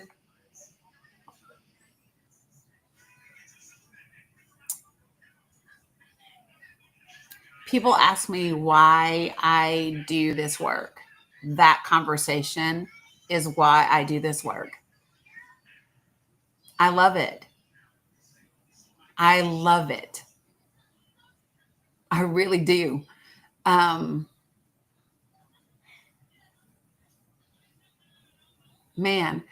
when people say, oh, well, you can't change people's minds, you can. And that's not my focus. My focus isn't changing someone's mind. My focus is getting to a place of understanding. Like that's it every time. If we get to that place where we have some understanding, we're good from there. Right? I love it every time. I say this, and I want you all to hear my heart when I say this. It is about creating a place of understanding, not focusing on whether you agree. When we understand each other, folks, we are less likely to hurt each other. We are less likely to harm each other. We are less likely to do any of those things when we understand each other. Right? So that's why I do the work. Whew. Holy geez. Good stuff, right? Here's what I'm going to do. I'm going to put some, thank you guys for those of you all that are new. We do that in here. And it happens a lot. Thank you for the reminder to hydrate, Jen. This happens quite a bit. If you listen to, so I have a podcast that is the Dani Cook Show. It's pretty much everywhere. If you go to that podcast, there's an episode about Brevin, I think is his name. And then there's another episode called Us and Them. And you'll hear conversations similar to this one that I took off of here and put up on the podcast, because I really believe that these types of conversations is how we get there. So user, that's exactly what the he said, that user said, I want to be able to talk like that with my family and my friends. That's what the workshop on Tuesday is. It's literally about doing that. It's literally about doing that very thing. So here's what I would like, because my water is empty. If I can get, Jen, thank you for being patient. If I can get a quick commercial break so that I can get some water in here, then I can jump back, bring some more people up, and we will be good to go. Okay. Give me 1 second. What is it called? I think this one is Influencing Friends and Family Workshop. Yeah, baby. Thanks, Jen. You're welcome. Hey, everybody. Welcome to everybody who's new. We're giving Dani a quick little break here so she can refresh herself after that very meaningful conversation. I love that. Oh, my gosh. All right. So while Dani is gone, let's see. Where are we at with the likes? We're at 254K, around there. Let's see if we can get to 265 by the time she gets back. I know we can do it with this many people in the live. If you're not following Dani already, please hit that follow button to the right of her account name in the upper left-hand corner of your screen. Make sure that you turn on your notifications so you're notified every time she goes live. And if you're already following Dani, you can join her team by doing the Daily Heart Me. That's a little orange or red heart to the right of her account name in the upper left-hand corner of your screen. You can do that once a day. That puts you in her TikTok fan club. That costs you 1 coin to do. So that is a pay way to do it, but please keep tapping. That's one of the free things. The 1 coin gets you on her fan club. And then every time you tap that heart when you come in, that gives you more points on her fan club. That puts a little Roman numeral inside a heart next to your name in the chat, which is really cool. Nice way of recognizing that you're part of her team. Another couple things you can do to help the TikTok algorithm and help Dani put her content to the FYP is by clicking that curved arrow in the bottom right-hand corner of your screen. That's the share arrow. And it allows you to share it to your friends. That is always preferred. But if you don't have anybody specific you want to share with, click that arrow anyway. And then there's another little icon that says copy link. That still counts. That still helps the TikTok algorithm. So please go ahead and do that. If you have coins to spare and you appreciate Dani's content, please consider contributing to her gift goal. That's the one that's scrolling in the top middle portion of her screen right now. Like you'll see a little subscriber star, and you'll also see her little TikTok goal there. All of these things contribute to the algorithm, help push her content out, and also help protect the live somewhat. There's another place you can also subscribe to Dani. That's the lower bottom left-hand corner of your screen. There's like a star or a little icon down there. A lot of times when we get going, they'll give you like a little discount for your first month. Dani also has other levels of subscription that you can do. And Dani does provide above and beyond normal content for her subscribers. So there are tiers. And Dani just had, for one of her, I think, platinum level, right, Dani? Yep. A one-on-one session. Yep. So you can have one-on-one conversations with Dani without all the distractions. You can, she'll address your specific questions, your specific concerns, and your specific situation. So you can talk about your neighbor, your father, your sibling, or whatever it happens to be, and she can guide you through that. But she also does free training. So she just mentioned before, for anybody who might have missed it, She has a link tree, and we love to fondly call it the link forest now because it is substantive. But there are so many resources in there that you can get for free. So if you do subscribe, there is a subscriber area of her Discord. So Discord is another community building platform that Dani uses so that we can all stay connected. And that is crucial in this time of so much division that we just noticed. Yeah. And again, for anybody who missed it or came in late, you know, Dani made a really important point that I just like to think about daily, which is when people like, you know, people who are in control right now are throwing something for us to focus on, we often need to think about, like, why are they asking me to focus on that right now? Is it really important to me? Is it really an issue that we need to prioritize? And Dani used that word prioritize intentionally because, you know, yes, is it something we could talk about at some point? Sure. But what are the real priorities right now? What are the real issues that we should be talking about? And let's get back to that. So Dani is extremely skilled. She is a consultant. So she's trained. She does these things. She's certified. So for those of you who want to use her services and get her content, please sign on. Please do the follows. Please join her team. All the things that we just talked about. Okay. And please don't forget to keep tapping. You guys did a great job on the tapping. Let's see if we can get to 350 ASAP. Thank you, everybody, for hanging out. Dani, I honestly, I love listening to those conversations. Me too. It really is amazing. Building the connections is crucial. Love it. I needed that. I needed one of those, you know, because we've had some rough ones lately. And I needed one of those. I love those. So thank you so much, Jen. You always do a fantastic job for me. Yes, I will explain the link tree. Thanks, Jen. All right. So check this out. Let me give you a little bit of information for folks. So we are also live right now on the Tube of You and the Book of Faces. So it is recorded over there as well. And you can watch it over there. I heard someone ask about that. If you're looking for my link tree, no matter where you're watching me from, when you go into my profile, there is a link for my link tree, like my main profile. And when you click that link tree, at the very top of it are these little icons. Those icons tell you where you can find me. So it will link you to me on Substack and Discord and Facebook and all of those things. Here's what I'm going to say. If you signed up for the workshop that was supposed to be on Tuesday, and so when I recreated it, it didn't automatically add you all back. I'm going to try to do that, but I would also know I am not famous, love. No. But what I would say is please just go ahead and re-sign up, RSVP so that I can share. Thank you, Alex, for the kitty. So that I can make sure that you're in there and you get it, because there is only 100 spots available. So please make sure that you do that so that I can ensure that you're there. The other day, I thought you weren't going to have to, but when I did it within Calendly's been acting funky lately.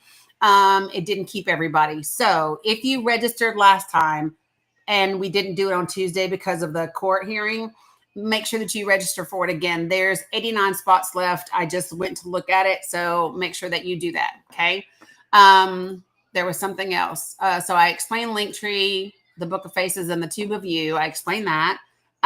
Yay. You found the Linktree. Love it. The Linktree does have a lot of information, folks. So most of it is categorized in collections. Some of it is not, because like right now I have at least 10 things I need to put in there from yesterday and the day before I was live, and I just haven't gotten to it.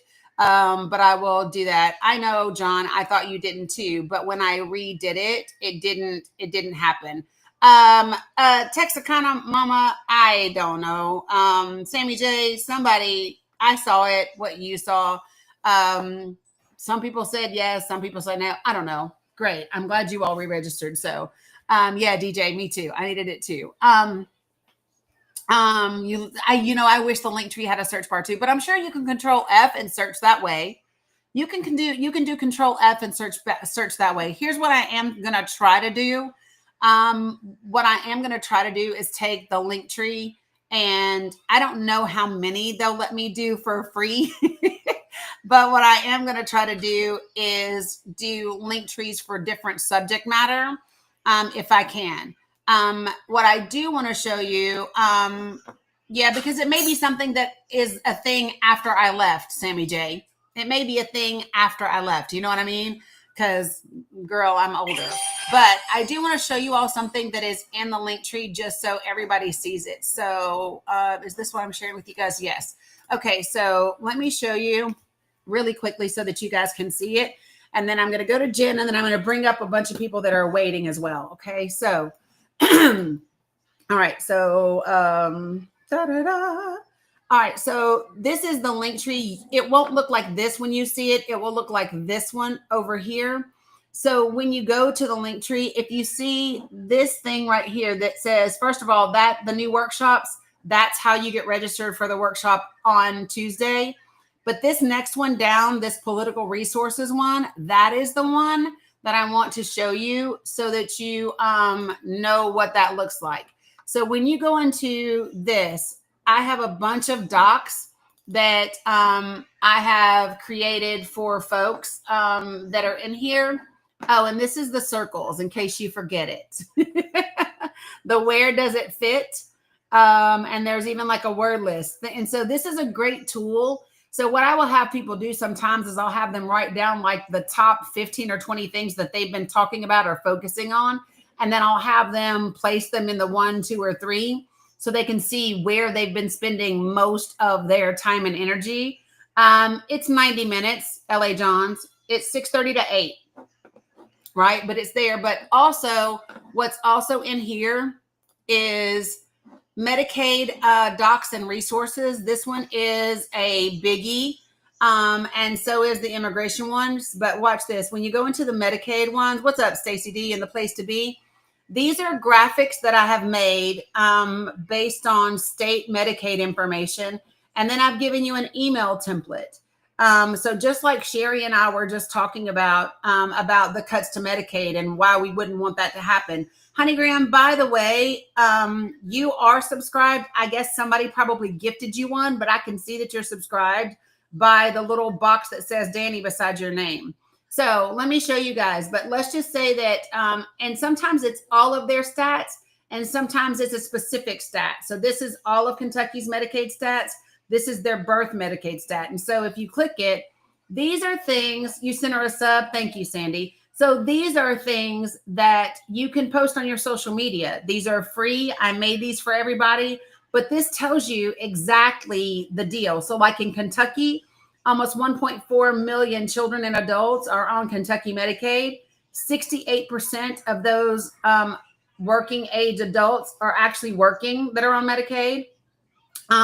Kentucky Medicaid covers 44% of all of their births, 51% of the working age adults with disabilities, and it covers 68% of nursing home residents. So when you start to understand that, this is information that you would want your senator, your representative to vote against. You don't want to hurt these people, right? So what you do is when you take this, so these stats that are right here, go right here to this Medicaid email template. And when you open it up, I've actually written out an email, and all the highlighted places are where you can plug that information in, right? So you put your senator's name, you put your state in, you put how many people are enrolled in Medicaid, how many of them are children, how many children, what percent of children in the state are covered by Medicaid, adults with disabilities that work, right? Which ones actually are working, which would be 68% for them, right? And then the percentage of births that it covers.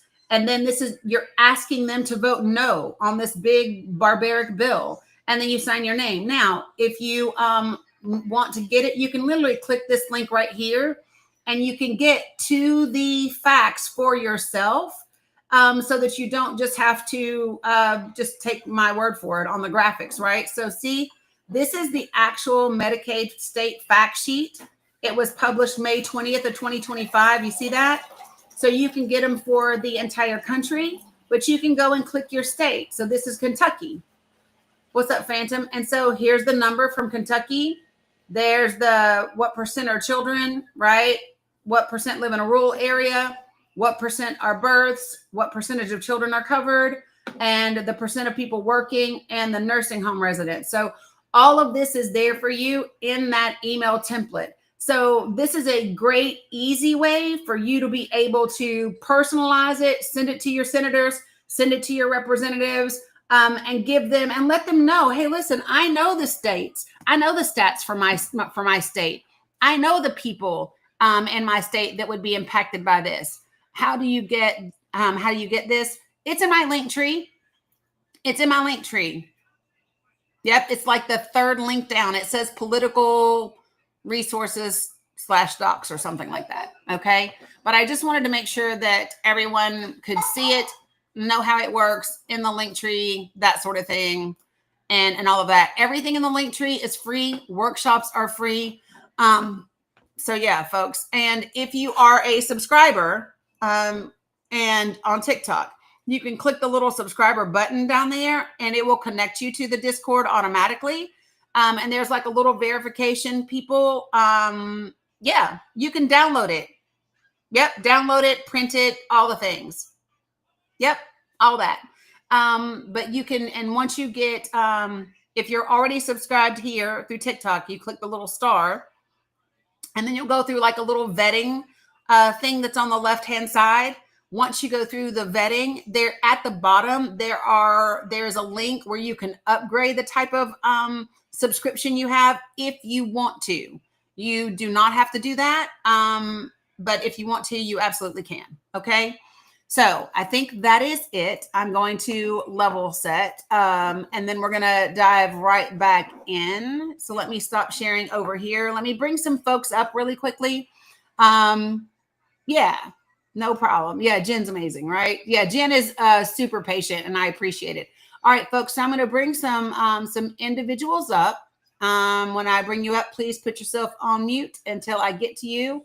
How do you upgrade Candy Kisses? Through that link. What I'll do is, I know that you're in the Discord, so I can walk you through that. So I'm going to start with Jen, and then we'll go right up the line. Okay. So everybody else, just put yourself on mute until I get to you. What's up, Jen? Thank you for being patient. Dani. Yeah, I have all the patience in the world. It don't I bother know. me. I know. And I'm So, appreciative. Yay. I kind of want to circle back. You were talking about the history of the LGBTQ community. Obviously, if anybody doesn't know or can't tell, I'm gay. I'm a lesbian. I've been out for years. But I want to kind of hit on some stuff that maybe people in the LGBTQ community aren't aware of or haven't seen.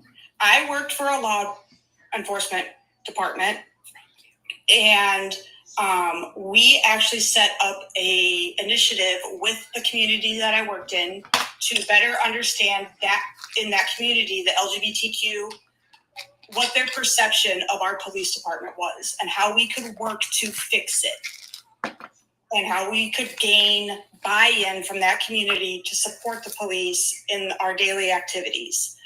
Great response. We had meetings all the time. And then they invited us to participate in the parade that year, which was awesome. Had a great time with it. The next year, because there happened to be protests that we had to engage in, we were asked not to participate. Oof. While engaging in those protests, and the protests, and it's like the protests going on now. During the day, they're peaceful. Once nighttime hits, the people that are bad actors are the ones that are causing the disturbances. Having to go out and deal with that, and then having somebody spit in my face and tell me I'm a traitor to my community because of the job that I do, that affects you. Like,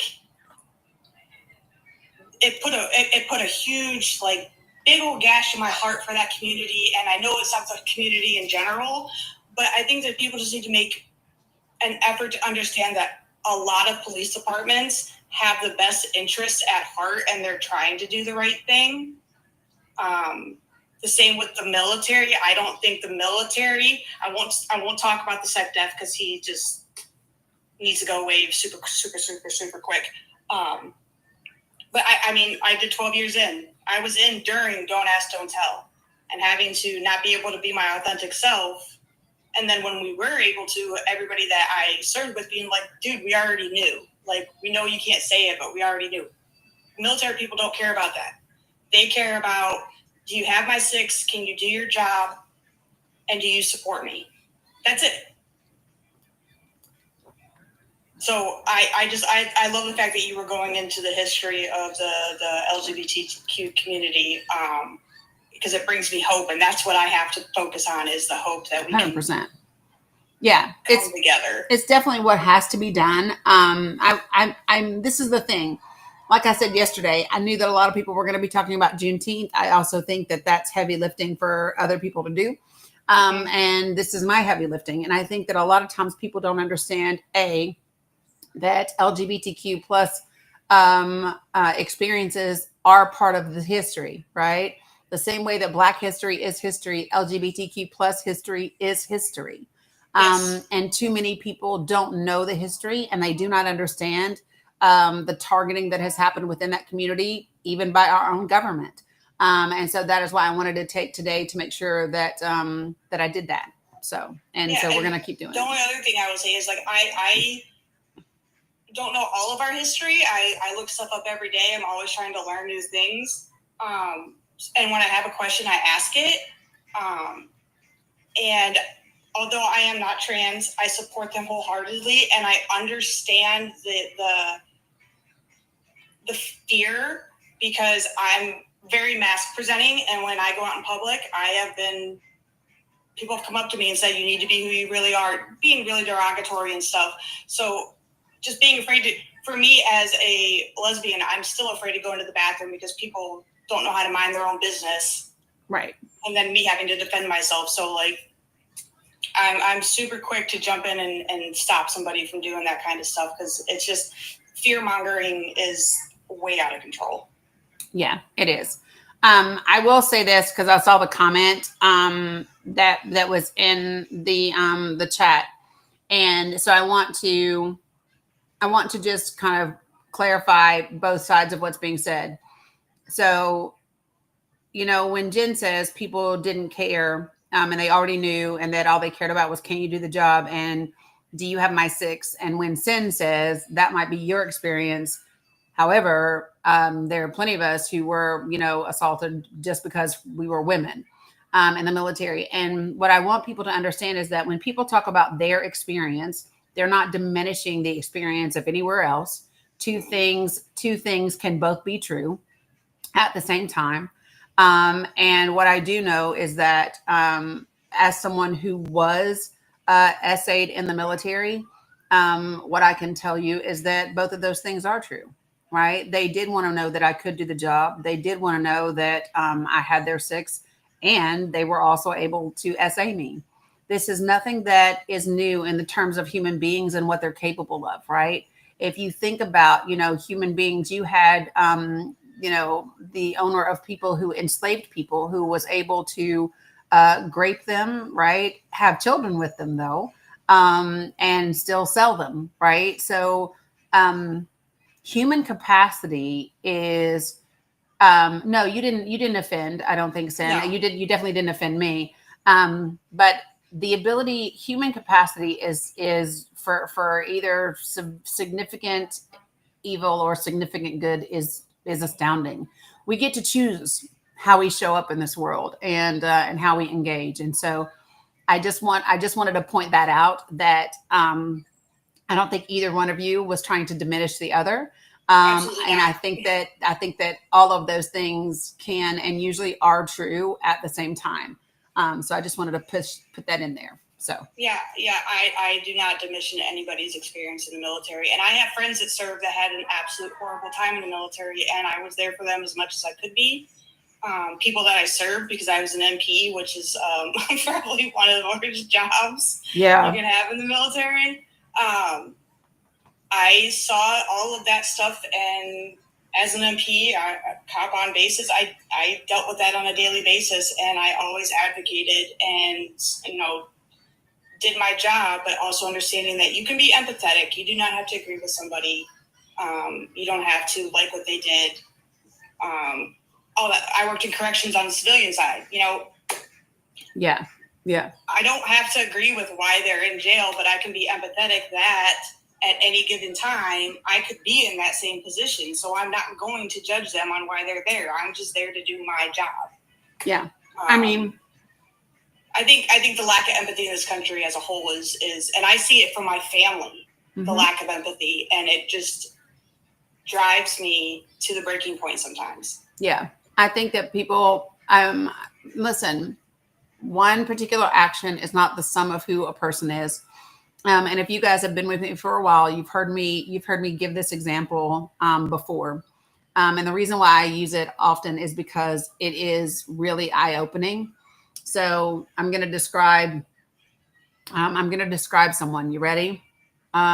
So this person is a dad.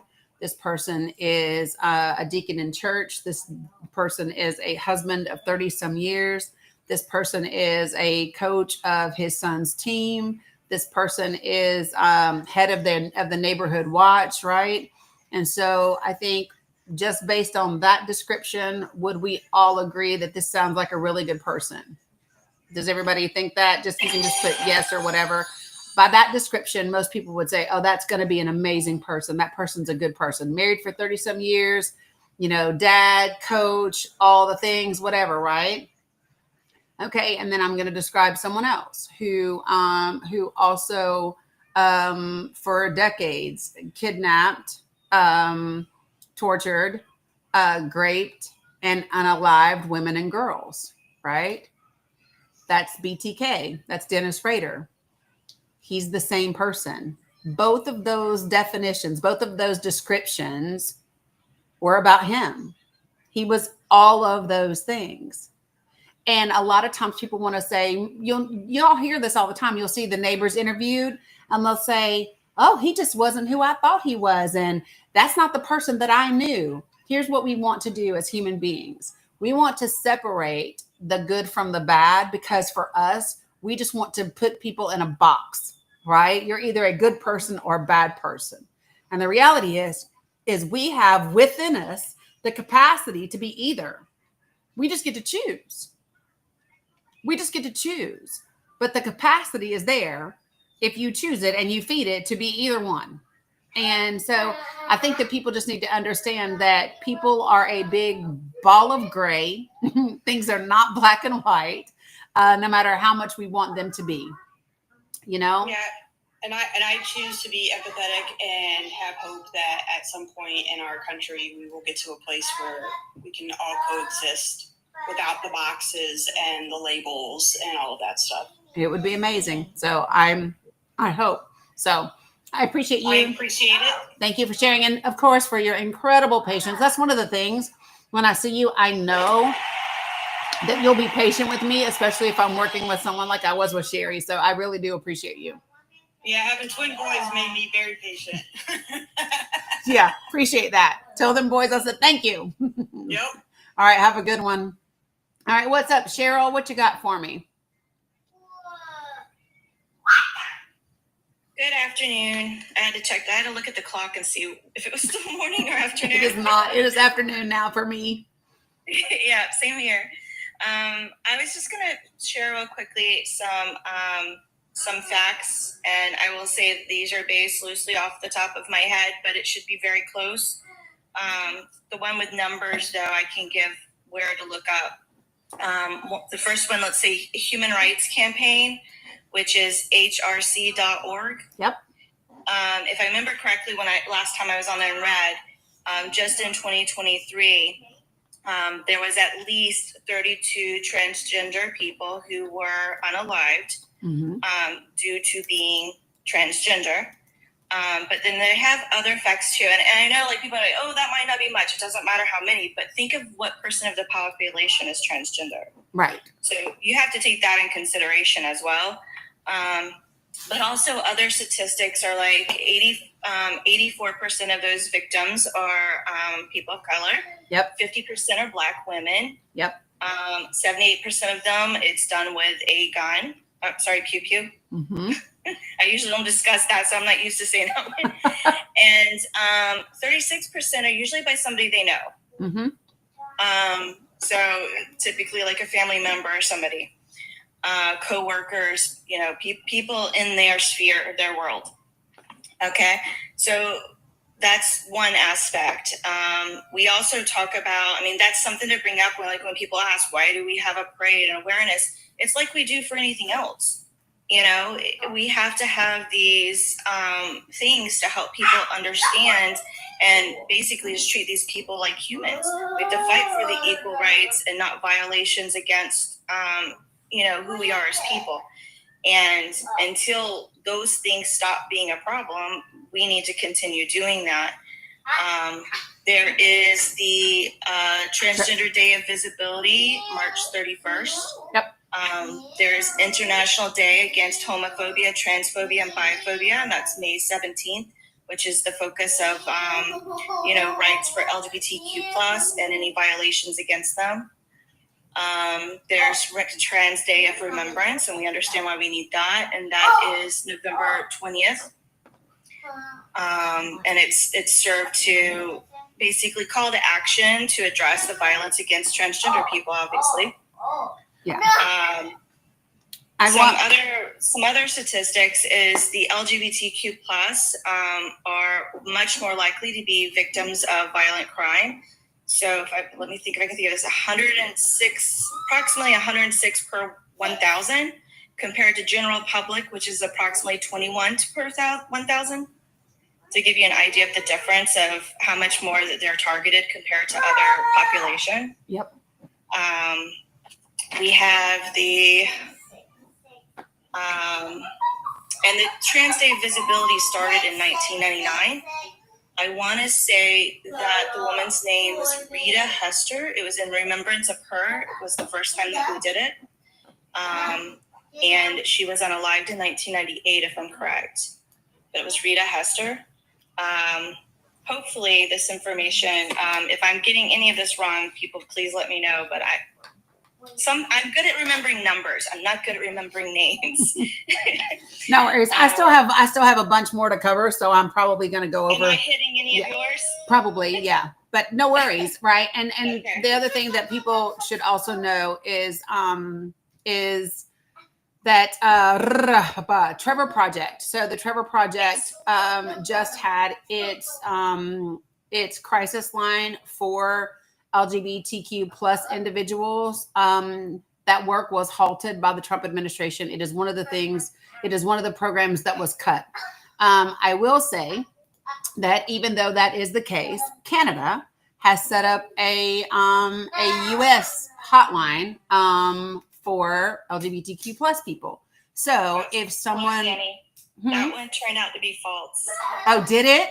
I researched, but yeah, I tried. I don't think I tagged you. I placed it in the thing. I had to correct the post I made too. Dang. I looked it up and I looked up to where the hotline comes from and who created it. And they actually have a whole thing on their site saying how it's misinformation. That And is so it's crazy. causing flooding to where Nobody can get it. can't get through. Yeah. That's horrible. And do you know what? I got it from... We need it here. I got it from one of like the really reputable people, and I was like, "Oh well, surely to gosh if they're doing it." But yeah, I know I did the same thing, but I found it and I shared it in our Discord, and dang, I wrote something on my TikTok. I didn't take it down. I wrote in there how that part was misinformation because I don't know. But anyway, I wanted to make sure I told you since you were sharing it. Yeah, thank you. Yeah, the Trevor Project is always going to do what they do. The thing about Canada setting up their own crisis line for LGBTQ plus people was not true, which is horrible. Why would anybody do that? That just sucks. I know. Okay. Sorry about that. I just wanted to make sure that yeah, people no, knew, because thanks. they're asking people to please not share it as such. Yeah. Okay, got it. Well, that sucks, doesn't it? Yep. That really does suck. Okay, that really sucks. Okay, well, I appreciate you. Got anything else, love?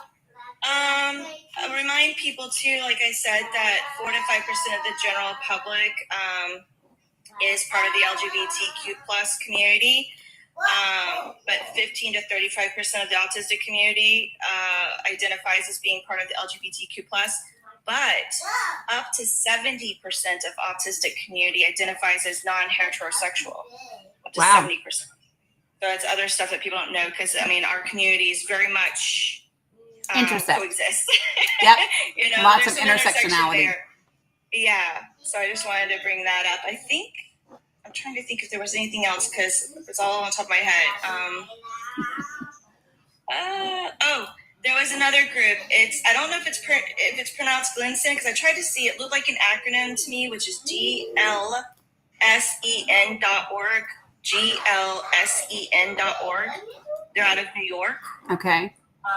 I tried to see if that was an acronym and what it stood for. I did try to look that up and I couldn't find it. I just know of them, but I don't know what that name means. Mm-hmm. But it was a group of teachers in the 90s who started they called it the Day of Silence in regards to awareness of the bullying and harassment of the LGBTQ plus community. Last year, it was in 2024, they changed it to the Day of No Silence to speak up, Yeah. But that's another one. And it's also another resource, especially if you work probably in education, you might want to check it out. Yeah. But anyway, that was, I think that's it. Awesome. Appreciate you as always. Cheryl loves to come with the facts and we love her for doing so. So thank you very much. Have a great one, friend. Yeah. So I'm going to go really quickly. Judo, Gabe to Babe, and then James. Jesus, Jones. Judo, what's up, my friend? Hey, good afternoon. Happy Juneteenth to Dani and to everyone in the chat. You don't know who I am. Judo Greedo, TikTok's favorite Greedo, #1 Republican, and host of Republican News Network, where real Republicans bring real news. What I observed, what Dani did, has been something I have observed almost every day since I started following her, was have a real conversation with someone that came in here with some incredibly high energy and very, very defensive about the position she was holding. And watch Dani work is one of the most remarkable things I have ever seen, and the reason why I come back into her life every single day, even if I can't come up the panel, I got things going on. She is a remarkable, amazing woman, and everyone in here that's watching her should be honored to have her in your phone or your laptop or on Facebook or on YouTube, because it's every day I have a smile on my face just because of the energy. And I don't talk highly about a lot of Democrats, but this one has earned it. And I call her a friend. I call her an ally. I call her someone that I can say, hey, Dani, what's going on? And I know she doesn't say this. I've never heard her say that, but this needs to be said. If you're not following this woman, you need to be following her. I know she doesn't come here for followers. She does good work. She just puts out information. It's not about that. But people are missing out on amazing information. And I want to say just for the moment that, wow, that woman was not turning, but you've done it so many times. And I saw the wheels change. I saw her shift gears. And I was like, oh, there it is. I love it. There it is. I love it. It's like the best thing. I just wanted to say that to you, Dani, because today is a federal holiday. I try to shut down operations and enjoy my federal holiday like I have the last 21 years of my military career, and I'm not changing it after my military career. Got it. I wanted to come up here and say that even on a federal holiday, you're still grinding. You could be barbecuing. You could be throwing out hamburgers. You certainly have earned it, and you're still here doing this on multiple platforms, and it is absolutely remarkable. And I just felt it needed to be said. I appreciate you, Judo. Yeah, I really do. No problem. Yeah, no problem. Appreciate you, my Y'all friend. have a good afternoon and enjoy your holiday. And I'll see you tomorrow because I'm pretty sure you're going to be on tomorrow. I will be here. You got it. I'll see you later. Enjoy it. Okay, bye-bye. So a friend of mine said that GLSEN stands for Gay, Lesbian, and Straight Education Network. That is what it stands for. So glad to be able to provide that information. I'm going to do Gabe to Babe and James real quick, and then I've got some more information to share. Hey, Dani. Hello, Gabe. What's up? I just want to say that I've been following you since probably the very first day you went live. I was on my way from New Orleans. I was on a trip. And all of this stuff with, the election and everything was going on. And I needed something and somebody refreshing to just listen to. Okay. When I came across your live, I was like, first I thought you was my aunt. I was like, why is my aunt So I was like, oh no, because y'all, you and my aunt, y'all mannerism, everything is like that. So that was connecting me to you. And I've been watching you every time you go live. I get the notification, even when I'm at work, when I know it's for. But I'm listening to you. I'm doing my work, but you in my ear. Got it. So, but what I wanted to say was the way you handle Miss Sherry, and it's just like people don't. A lot of people don't understand the fight that we as I am a gay black male. So that's two on my back. So I'm like, okay, I need to say this because the only thing we want to do as a black man and as a gay man, we just want the respect, just like a heterosexual person would be. Yep. We just want to exist, just like you want to exist. We want to have the same laws that protect you to protect us. And that's it. There's no special treatment. We don't want nothing extra. We don't want y'all to be use your tax dollars to pay for. We don't want that. We just want to be left alone. We mind our business. I don't want to have to come out of my house and feel like, oh, well, I can't be myself because it's going to make this person uncomfortable. Yep. That's it. We just want to exist just like you want to exist. 100%. The way I just want to thank you for being an ally and 100%. A voice for it, because a lot of us we don't have it. I'm not as vocal in the community like that. I am very to myself but we don't have people who speaks up for us. It's the same as with all the protests and stuff going on, and black people's like, oh well, we gonna sit this out. It's like, no, we're not sitting it out. It's just the people who created the problem, the issue, need to be the ones who fix it. People need to be out on the front line fixing this. Yep. Because when we get out there, it's just gonna be like, oh, the black people, they just want to fight. They just want to. It's like, no, put your people out there in the front line. We gonna back you up. Right. Because if you're fighting for us, we gonna back you up. But you need to be on the front line and saying, hey, my people, these people ain't doing nothing wrong. Yep. It's one of the reasons why. It's one of the reasons why I am so vocal. I think there's two things, and I think I mentioned this the other day, that really drive me to be vocal in support of the LGBTQ plus community. One of them is because I was so anti that community because of the way that I was raised in church, right? I was it's Adam and Eve, not Adam and Steve. Like, I was that person. And I think that that's another reason why I feel like, okay, I was part of the problem. That means I have to be part of the solution. Right. Yes. And the other piece of it is within the Black community, there tends to be a ton of homophobia and transphobia. Right. Yes. And so that means I'm part of that community. And as a cis heterosexual woman, it is my job to speak up to that community and say, hey, let me help fix you. Let me get you all the way together. Yeah. And so that's that's it. You know what, Dani? As a child, I remember my parents, I'm from Mississippi, and I grew up, born and raised in the church. Yep. And I remember as a child, I was just sitting with my aunts and uncles. Like, we was outside at one of my aunt's house, and my aunt neighbor had a gay grandson. Mm-hmm. And he would come out like he was out there, and he was living himself, just being a child. Mm-hmm. And like the hatred that they were spewing, I remember it as a child, the hatred that they were spew at this child, and I was like, wow.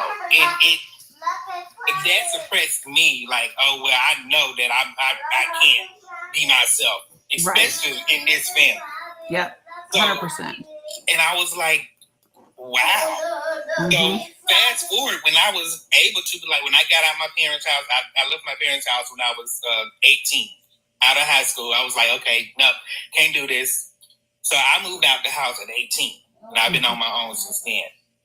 And when I came out to my parents, that always played in my head, like, well, dang, what's going to happen? Right. Like, because I still remember to this day, I still remember verbatim how y'all said what you would do to this child. Oh, if my child was like this, right? And I'm just like, in my opinion, you cannot dictate what your child is going to be. No, because this is not something I was never exposed to anyone that was gay. I didn't know anything about it. Until fifth grade, when I had started developing these thoughts and feelings for somebody that was the same as me. Right. Yeah. So when people say, oh, well, it's a choice, it's a mental thing, it's like, no. You think I would choose this to listen to what my mom, the woman who birthed me, say that she would do to another child who was gay? Right. Do you think that I would choose to have that upon me from my own parents? Right. Nope. It's not a choice, and that's what I want people to. It's not a mental. Cause I have all my symptoms. Yeah, it's not a choice. It's not a lifestyle. It's a life. It's not a lifestyle. It's a life. This is my life. Yep. And we just want, and I just want to say to Sherry, a trans woman does not want a woman. Nope. So you do not need to feel unsafe with another woman. Nope. Unless you into women. I cannot with you.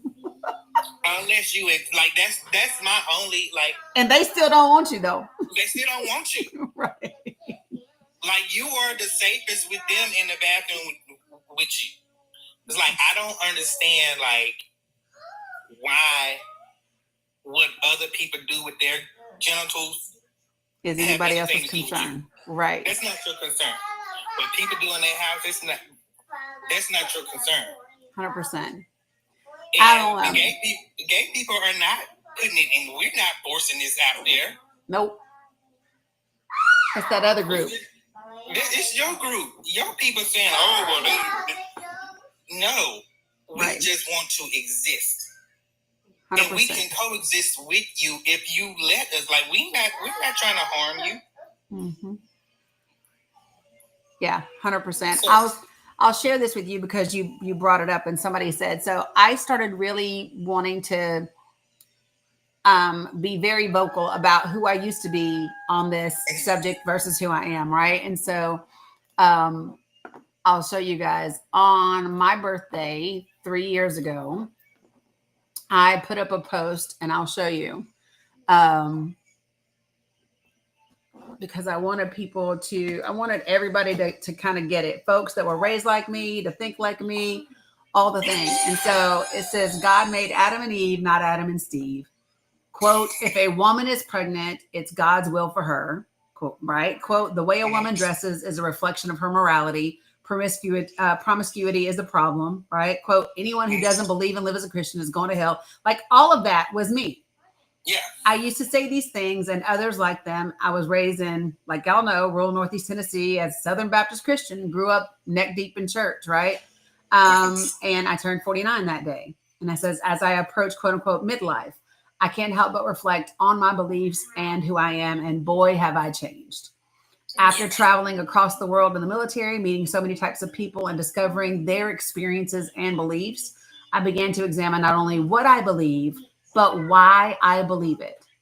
And while that process was scary at times, because they really do put the fear of God in you when you in like the fiery pits of hell talk, right? Right. I am so grateful for it because at the core of my beliefs is that God is love and love is God, whomever God is for you.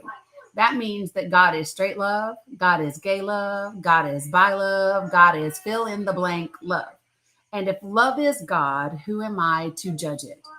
The only thing I can judge is if that love works for me in my life. while I personally haven't had an AB, I have stood in a center, filled out the paperwork, and planned to do so before getting up and walking out. And I'm so grateful to have had that choice and being able to make it for myself. If I believe that God is everywhere present, all knowing, all powerful, all the things, right? And then I must also acknowledge that He knows when a woman is going to get pregnant, if and when she's going to get an AB, and if He still gave her free will, who am I or politicians to take it away? So discovering the sacredness of my power, the power of my body, is and continues to be a journey, right? Because of the AB, because of the SA that I experienced. So this is part of, and this is what I think when people say, how do we change things? It's by owning who we were. And so this is what I said. I said, to the women I have judged and shamed, I'm sorry, sis.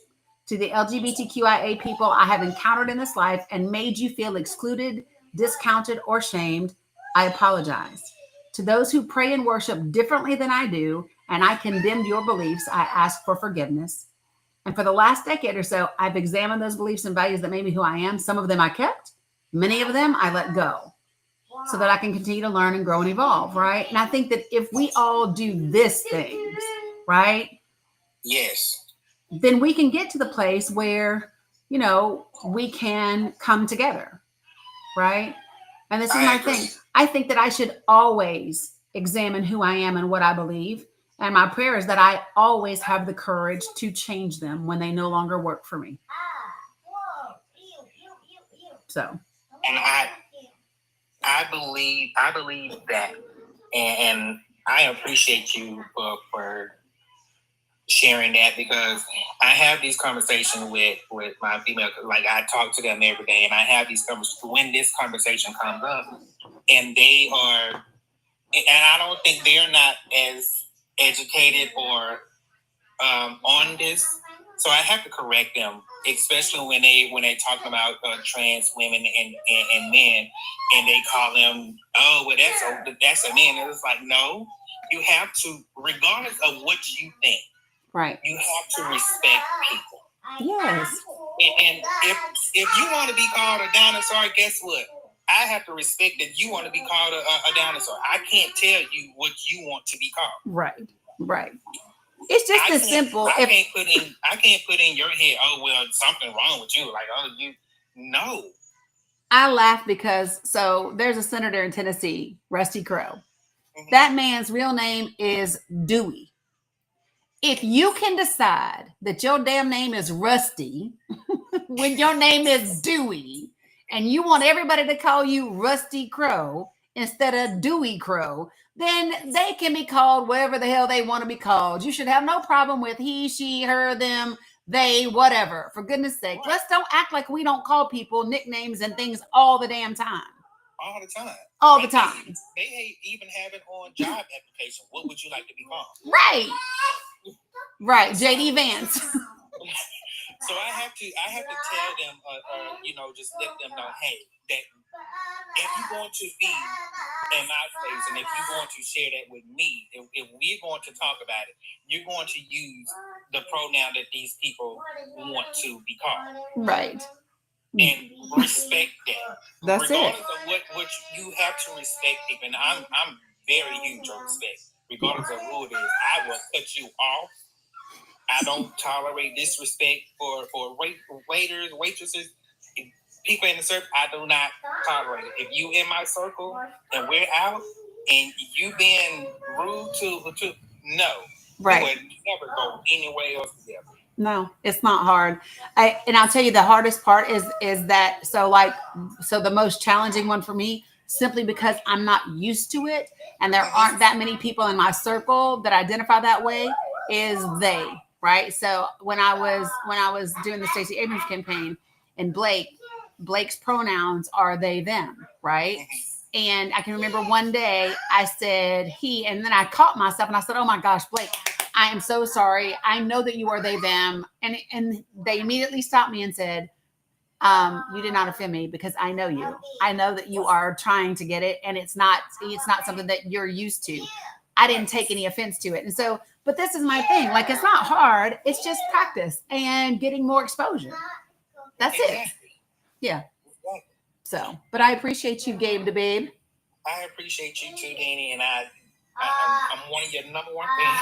I appreciate you very much. Thank you. And I love you, and keep up the good work. I appreciate the information that you share. Yeah, I appreciate that you allow people to have a voice on your platform and Absolutely. not, cut them out, because I've been in a lot of, and I'm just like, this is chaotic. Yes. This is chaotic, and we got too much chaos going on. We don't need no extra. I love that you deal with that. Yep. I think Sandy gifted you a subscription, Gabe the Babe. Oh, thank you so much, Sandy. I really appreciate that. All right. I appreciate you, sweetie. You have a good one. You too. Thank you, Dani. Thank you. All right. So let's do James real quick, and then I want to give out a little bit more information because it's almost 1. Hello, James. What you got for me? All the world is waiting for you and the power we possess. How are you, glorious woman of wonder? I was here for that conversation. And let me tell you what, we didn't have hope for that woman. She was in a live earlier. Sherry, if you're still here and listening, I commend you so much for the turnaround that I just witnessed. There was a live earlier, and it was vicious, and people were going at it, and it brought out the ugliness in Sherry and them, well, not to see, of course, but to hear. For those of you who don't know, I'm blind, but to hear that conversation.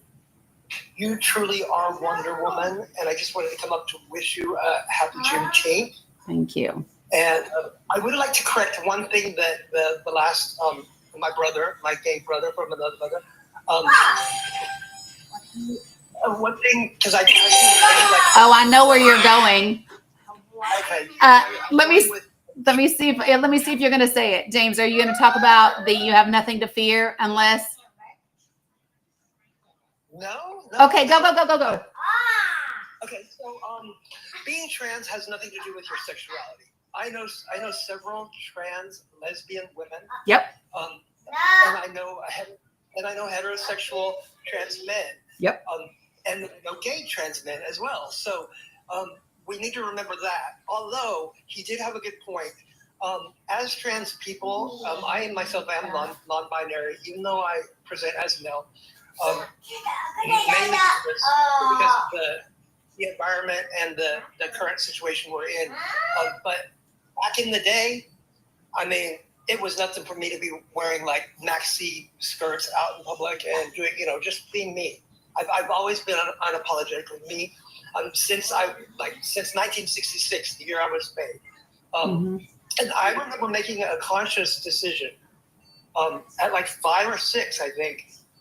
I could either be unhappy, I could be miserable, or I could deal with the bullying. I could deal with because I was enjoying myself and my life, and so I made that conscious decision. People can think I'm weird. People can think whatever they want.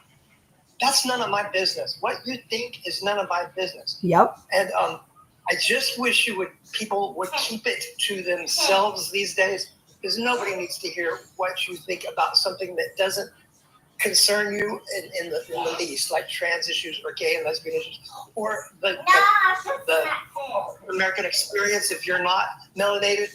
I mean, it's great that people are starting to wake up, and me as a white man, I don't put up with it anymore. I think that's what we have to do as white people.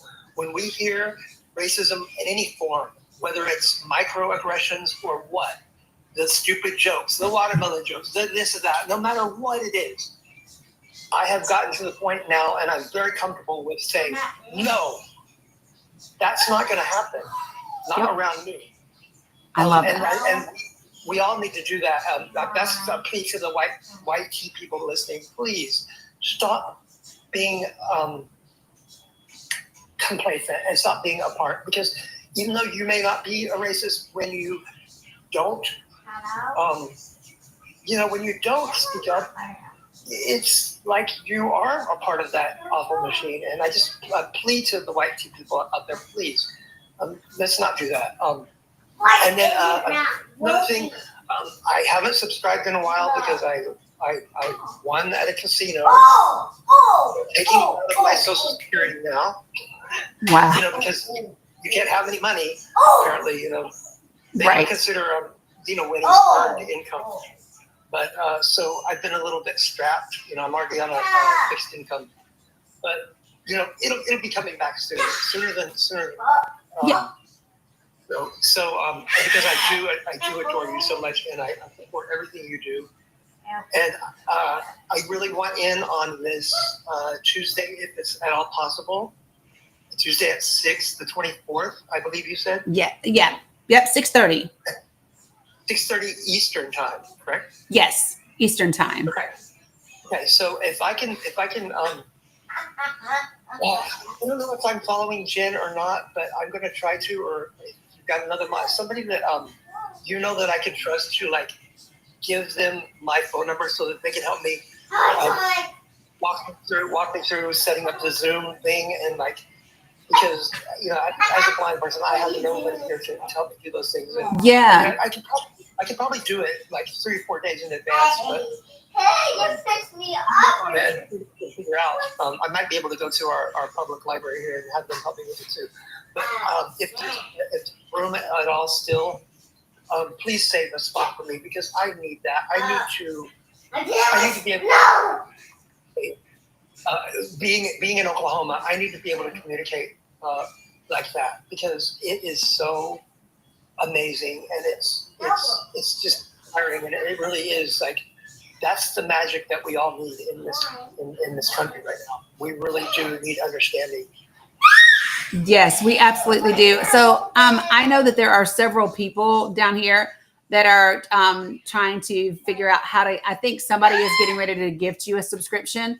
But can I get either Cheryl or Jen or one of my folks to follow James and just reach out and get his phone number so we can help him? Oh, he's been gifted. So yeah, you're subscribed, James. You're subscribed now.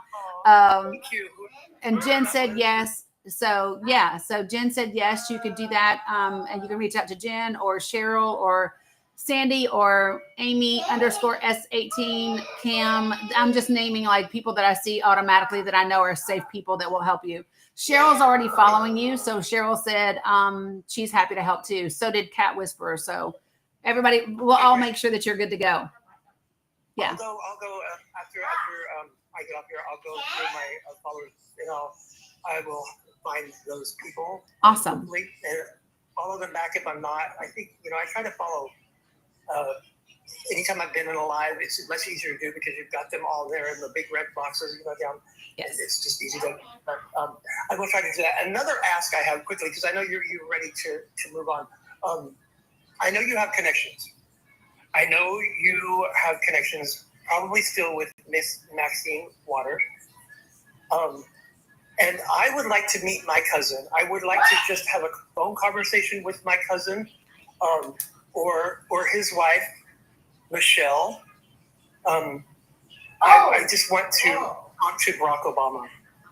I don't know that you knew that he was my cousin, but we share the same great grandmother, a couple times removed.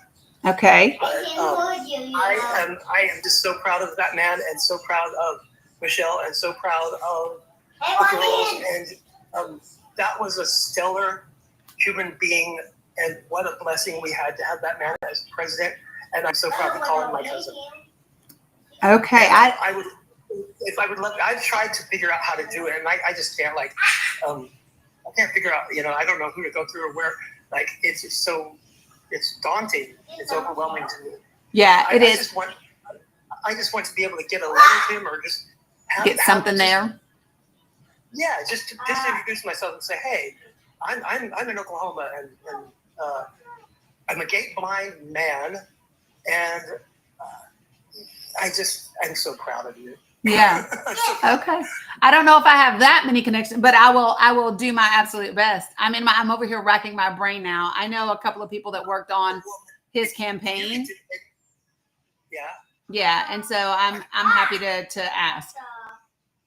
Okay, because that would be wonderful. I mean, because I was thinking of who do I know that probably has more political connections? Yeah, I know a couple of people that work the campaign, and I'm happy to ask, and we'll just see what happens. You know, we'll try. That's all I can ask for. And,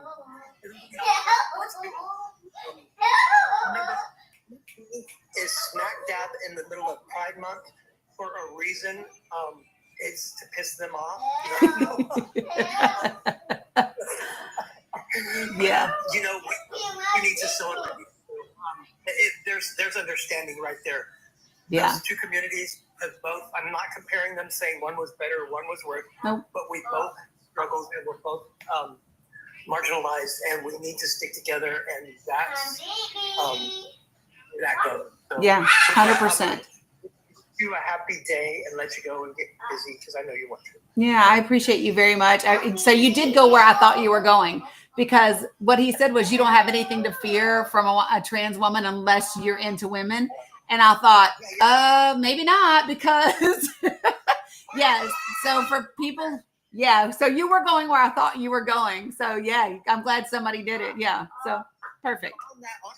On that subject, though, don't you think that it's unlikely? I mean, these people had to be so courageous just to come out, just to be themselves.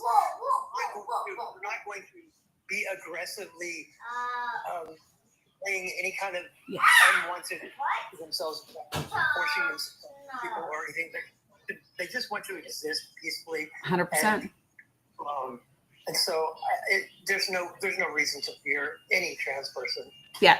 Absolutely not. That's why I asked her. I said, how many attacks of trans women have been committed against women? Give me the numbers. And that's why I asked that question. I had no idea that Sherry had been in another live before coming to mine. Oh yeah, it was. I don't like to bring up other people's lives names when I'm in a live, but it was very, very toxic, and it was extremely just. I had to just. I turned it down for a little while, and then when I turned back up, that's when it was reached its crescendo. And then I believe she left. I don't think they put up a document, but then they continued to go on. Awful. I mean, they called her the awful K word. Oof. Not the C, but the K. You know, Karen. Yes. Yeah. Yeah, they were just. You don't know this people. You know, just you don't know what other people. You know? Yeah, here's my thing. This is my thing. I keep saying to people, do you want to be right, or do you want to be heard? Like, what's your overall objective? And that's the problem that I have with a lot of quote unquote creators is Absolutely. They're just in the business of like sharing news, arguing, debating, or having gotcha moments. And I would love for people to have an end goal that means, you know, finding common ground, creating a place of understanding, even if we don't get complete agreement, because we can build from a place of understanding. But we're not going to do that if we keep alienating each other. So, yeah. So, but I appreciate you very much. You've made my day. Thank you. Thank you for being you. And like I said, don't work too hard today. Go out and enjoy yourself. Oh, when I finish with you guys, I'm literally taking the grandbabies to physical therapy. And then I'll come back, cook them some food and all that kind of stuff. You know, just it's funny. That's why when everybody talks about, oh, you should take a break. And I'm like, what is that? I don't even know what that sounds like. but it's all good. Is your daughter doing special for Juneteenth? She is literally at work right now. She works 2 jobs, and so her one job is in the healthcare industry. So they, no, you didn't miss the Wink story, Dirty Bad Bloggers. And so healthcare obviously doesn't take off today. So she finishes that job in 7 minutes, and then she has to be at the other job about 90 minutes later. So she'll get to stop, get something to eat, and then go to the other job.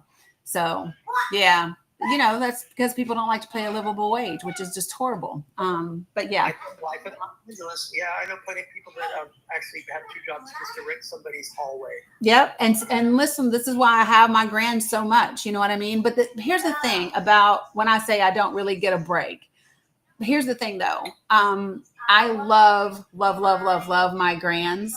So like not getting a huge break from them is far outweighed by how much love I get. and I get to give to them, right? And then the same thing when I talk about doing this kind of work. I love sharing the information and having conversations and equipping people with information that can actually shift where people sit so that we can improve and we can come better than what we've been. And so, at least I'm blessed that the things that I don't get a break from too much are things that I love. So, and you know what? Those girls are so lucky to have you.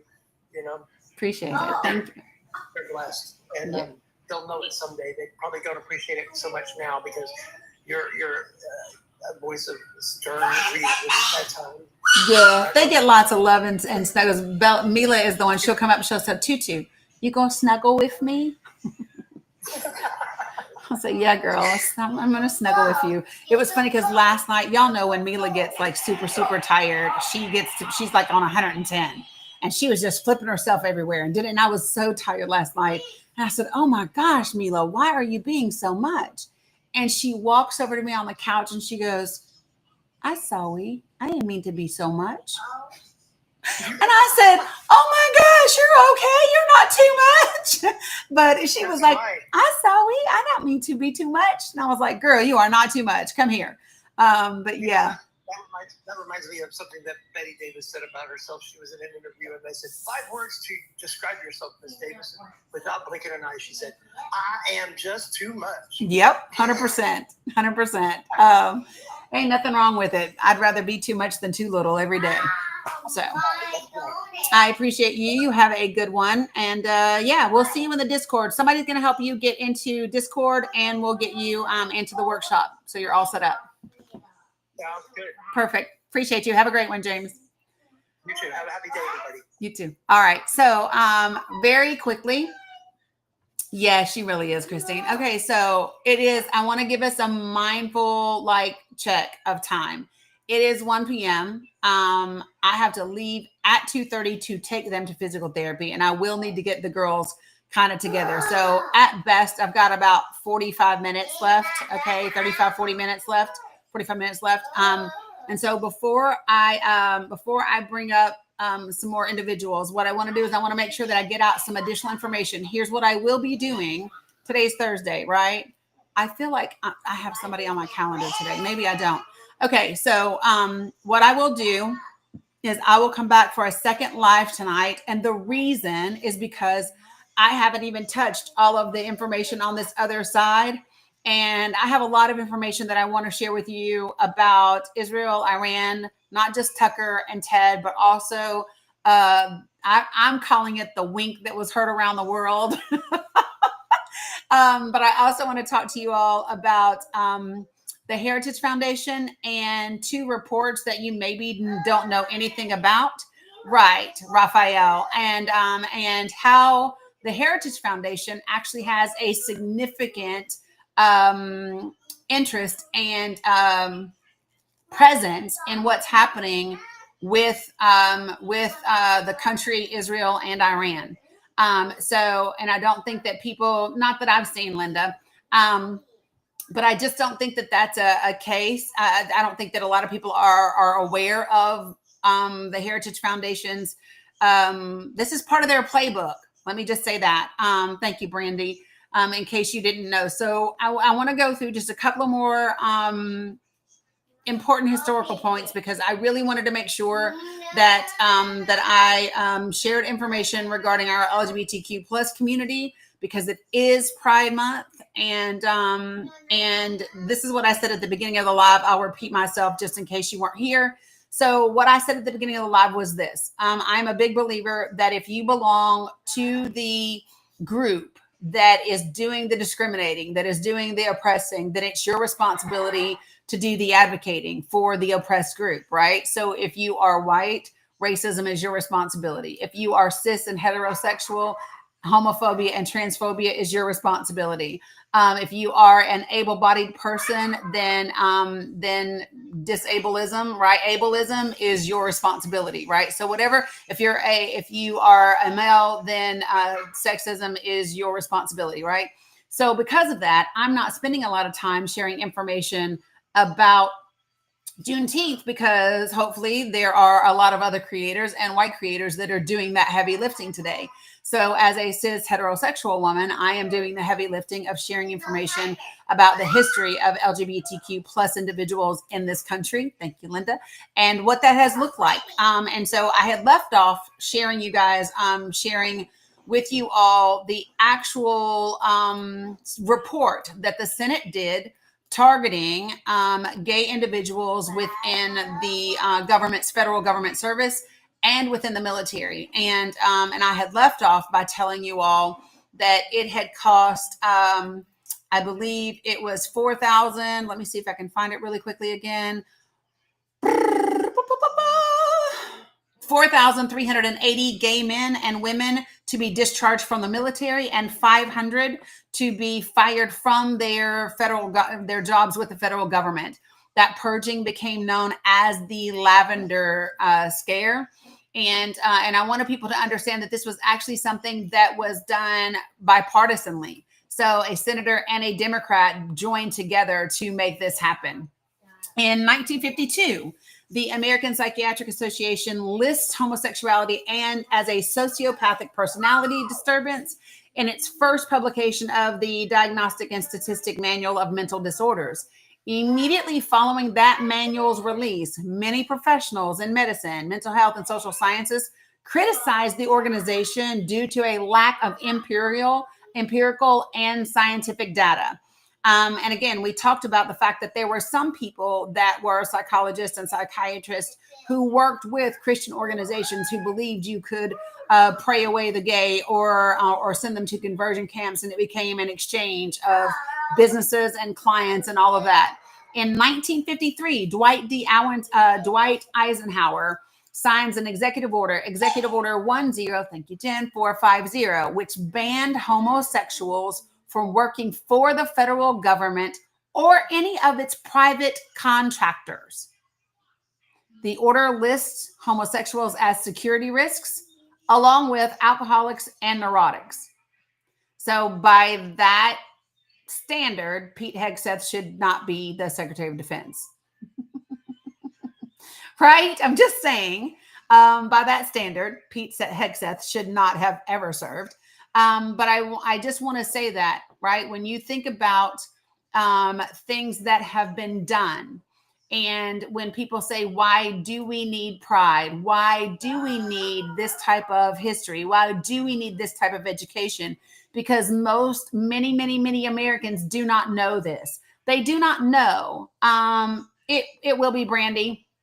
It won't be, promise. I've got it all pulled up and it will be. So this was Executive Order 10450, banned homosexuals from working for the federal government or any of its private contractors. Can you imagine? Big government here. I just want y'all to notice this is big government telling private companies who they can and can't hire if they want government contracts. Right? And then 2 years later, in San Francisco, the Daughters of Bilitis, Bilits, becomes the first lesbian rights organization in the United States. They host social functions. They provide alternatives to lesbian bars and clubs, because they were frequently raided by the police. And then a year later, in 1956, American psychologist Evelyn Hooker shares her paper, quote, "The Adjustment of the Male Overt Homosexual," end quote. And she shares that paper at the American Psychological Association convention in Chicago. And after administering psychological tests such as the Rorschach to groups of homosexual and heterosexual males, her research concludes that homosexuality is not a clinical entity and that heterosexuals and homosexuals do not differ significantly. That experiment becomes very influential, which changed the clinical perceptions of homosexuality.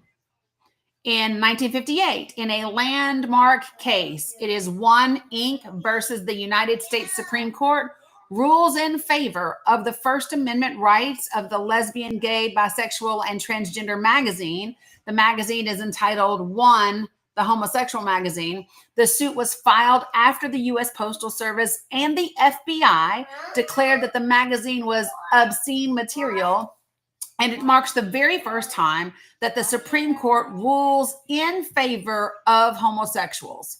How about that? 1958. It makes you wonder, how in the fuck are we here right now, right?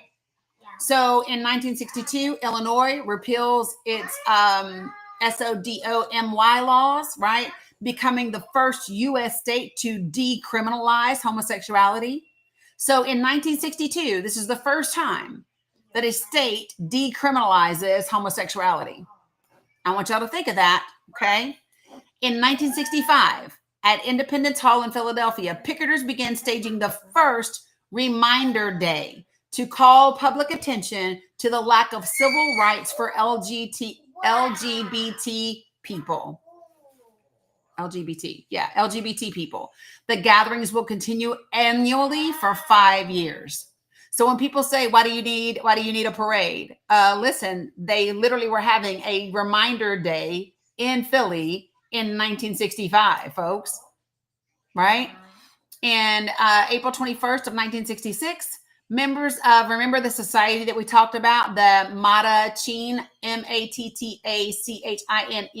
Society, staged a quote unquote sit-in at the Julius Bar in Greenwich Village, where the New York Liquor Authority prohibits serving gay patrons in bars on the basis that homosexuals are quote unquote disorderly. Right? Am I putting that in y'all's way? No, I'm not. Okay, good. Society president Dick Lecht and other members announced their homosexuality and are immediately refused service in 1966. Following that sit-in, the society sued the New York Liquor Authority. And although no laws were overturned, the New York City Commission on Human Rights declares that homosexuals have the right to be served. This is 1966. Do y'all remember the sit-ins in Greensboro? When were those taking place? Huh?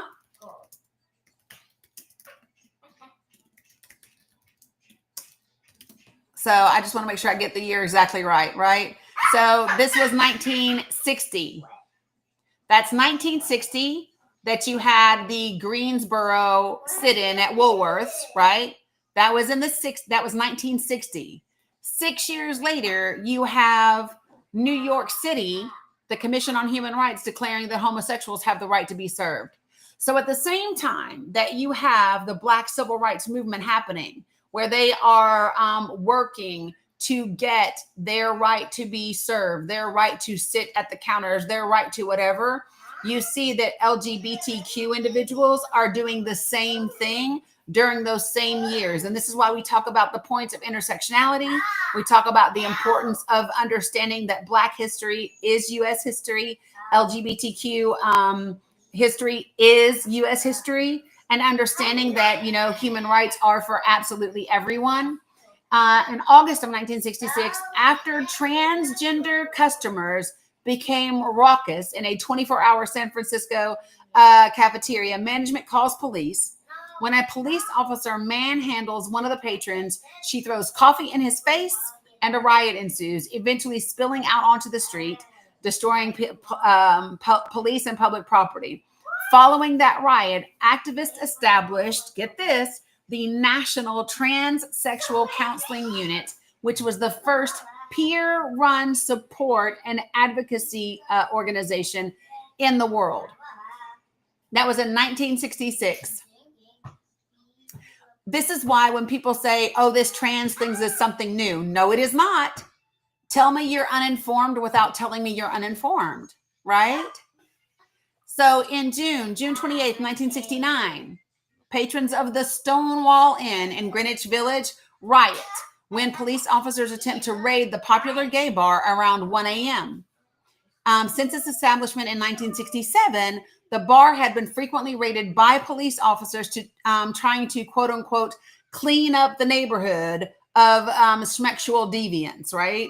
But angry gay youth clashed with aggressive officers in the streets, leading to a 3-day riot during which thousands of protesters received only minimal local news coverage. Once again, we see the media being complicit in history, right?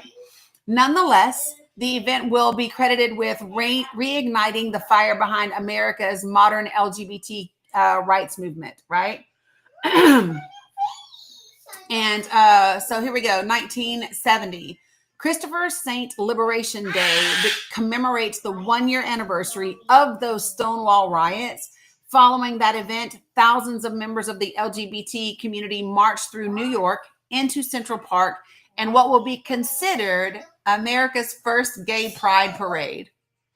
1970, first pride parade. I wasn't even born yet.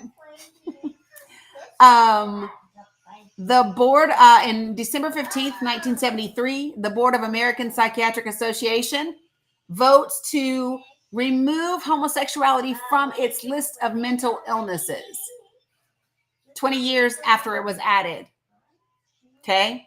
1974, Kathy Kazachenko becomes the first openly gay American elected to public office when she wins a seat on the Ann Arbor, Michigan City Council.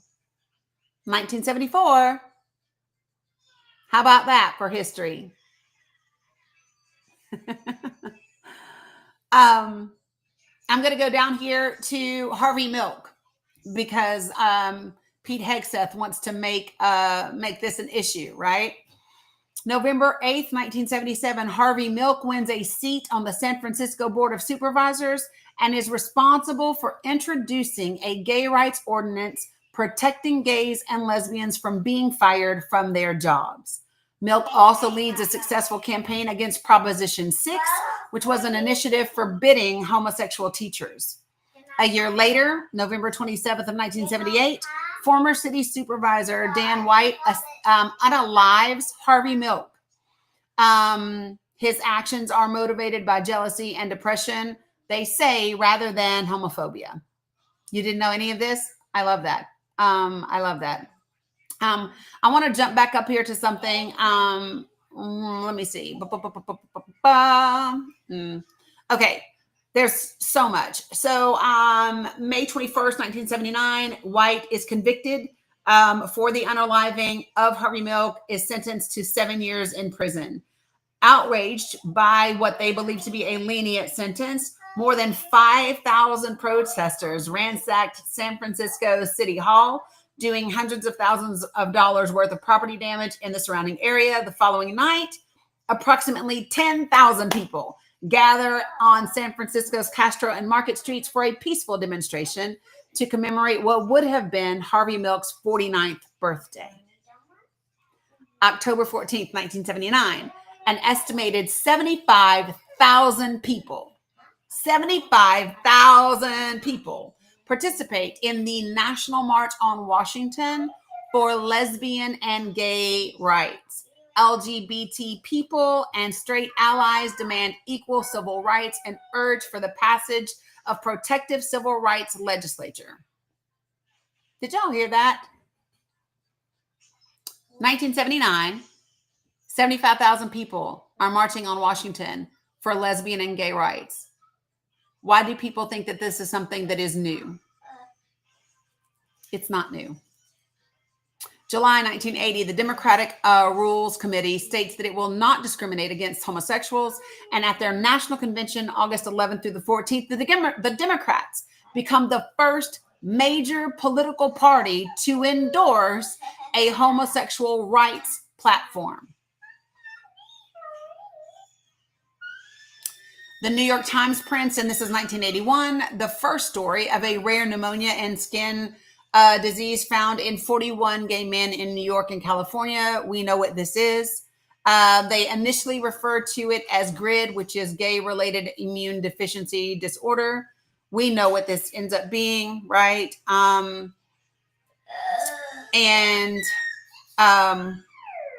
Let me just say, I want to say this, and maybe this is something that we can dig into at another point in time.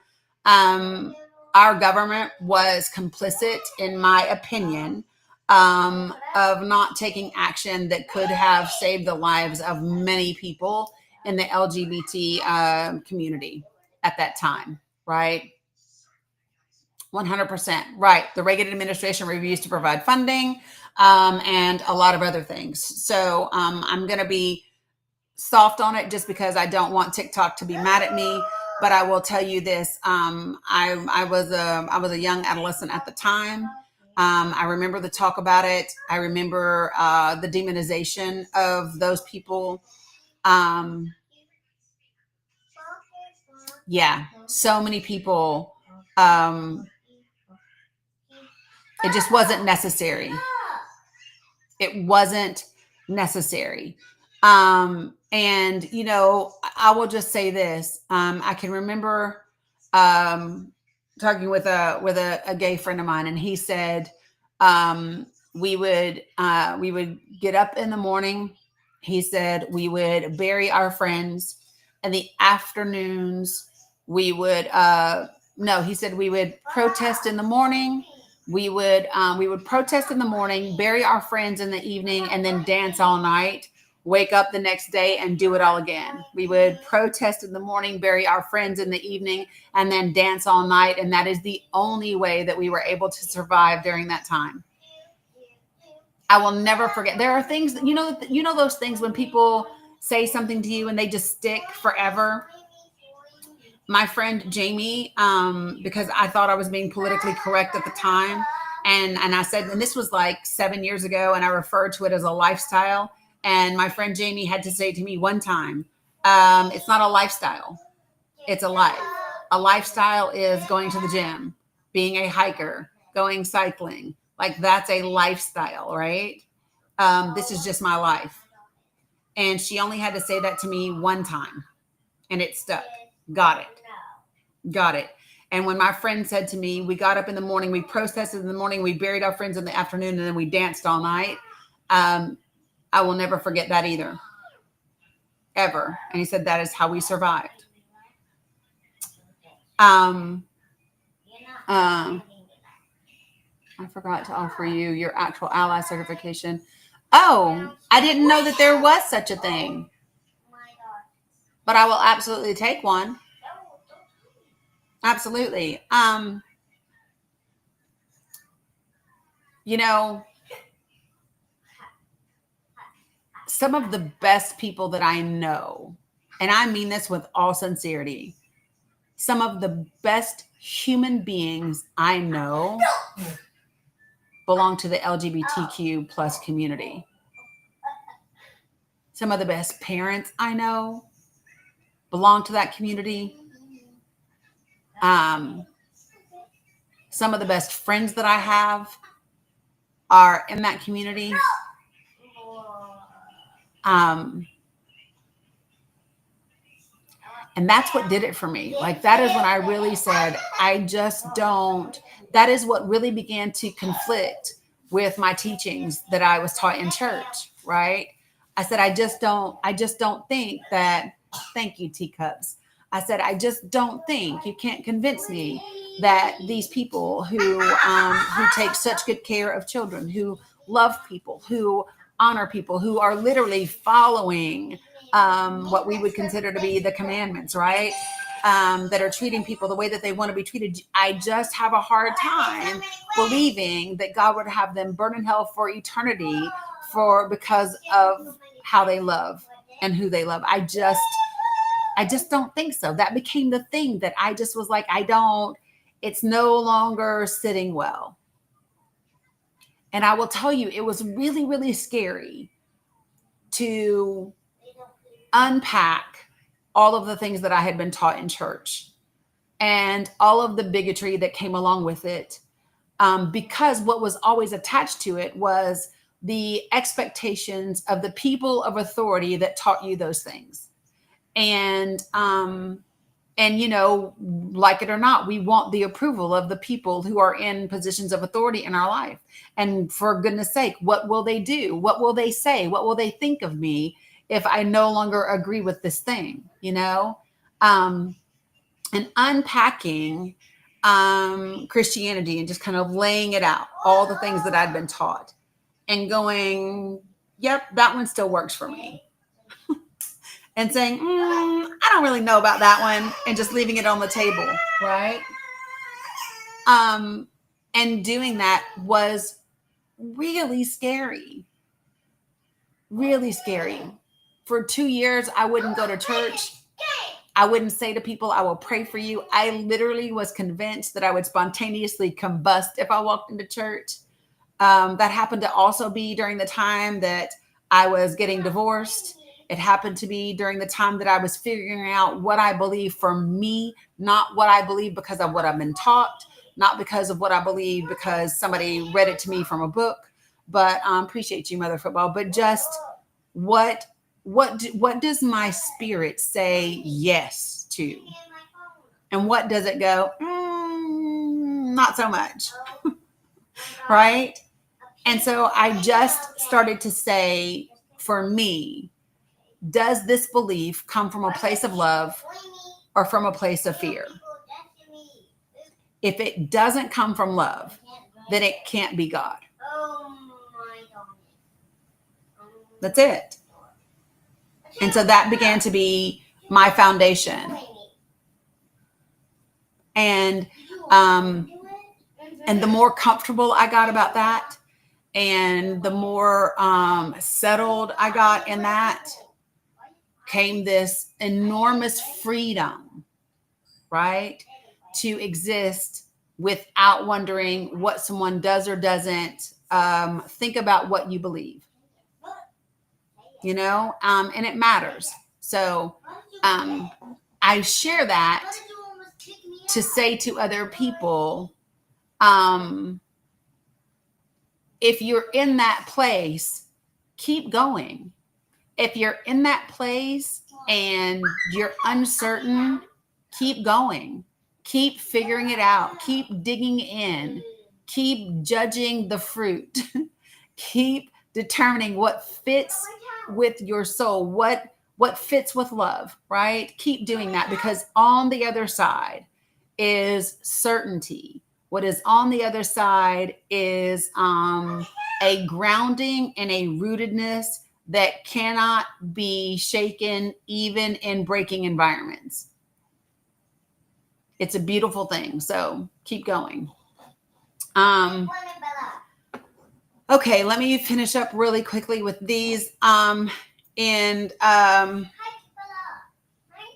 When those symptoms are found outside of the gay community, and Bruce Voller, a biologist and founder of the National Gay Task Force, lobbies to change the name to what we now know as AIDS, right? In 1982, Wisconsin becomes the first U.S. state to outlaw discrimination on the basis of sexual orientation. In 1987, the AIDS advocacy group ACT UP, which is the AIDS Coalition to Unleash Power. Unleash Power is formed in response to the devastating effects of the disease and what it's done to the gay and lesbian community in New York.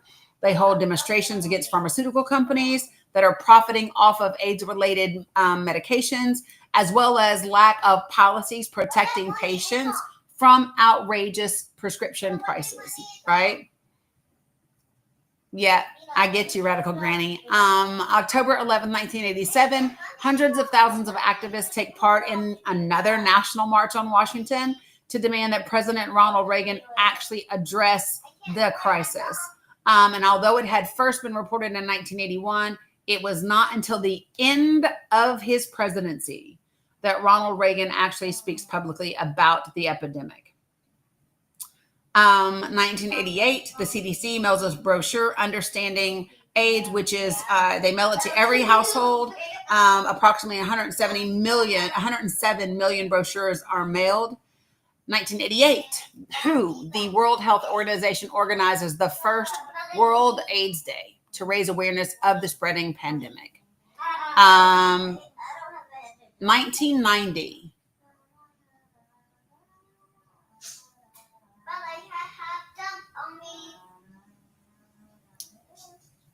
In 1990, President George Bush signs the Ryan White Care Act. If you do not know about the Ryan White program, it is a program that Donald Trump and the current administration is planning to defund.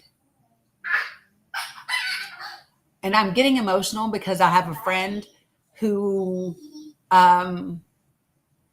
relies on this program, right? The Ryan White Care Act is a federally funded program for people living with AIDS. Ryan White was an Indiana teenager who contracted it in 1984 through a tainted hemophilia treatment. After being barred from attending school because of the HIV positive status, Ryan White becomes a well-known activist for AIDS research and anti-discrimination. You have a grandson who needs it? What are we doing? What are we doing? 1990. 35 years ago.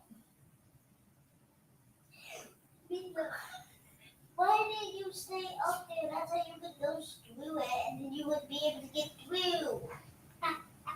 Oh my God. I had planned to also go back through the HHS reorganization chart because there is so much in that reorganization that is specifically targeting the LGBTQ community that I wanted to point it out to people. And so maybe I'll do that tomorrow. Because I think that people need to know it is not by accident. It is not by happenstance. It is directly targeting that group of people along with Black and brown people, along with women. Make no mistake about that. Those are the three categories that they are going after. No holds barred. Okay. 1991 is when the red ribbon becomes the symbol of awareness and compassion for those that are living with HIV or AIDS. Let me see how much. Okay, I can get through the rest of this before I have to go. In December of 1993, the Department of Defense issues a directive prohibiting the U.S. military from barring applicants from service based on their sexual orientation. Quote, applicants shall not be asked or required to reveal whether they are homosexual, end quote, states the new policy. Everybody knows about this as don't ask, don't tell, right? 1996, Romer v. Evans, the United States Supreme Court decides that Colorado's Second Amendment denying gays and lesbians protections against discrimination is unconstitutional, calling them, quote unquote, special rights. 1996, Clinton signs the Defense of Marriage Act into law. This law defines marriage as a legal union between one woman and one man, and that no state is required to recognize a same-sex marriage from out of state. Yes.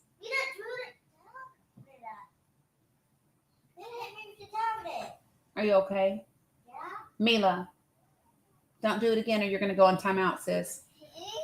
I mean it. Apologize to your sister. Apologize to your sister. Yeah, that means you have to go tell her you're sorry.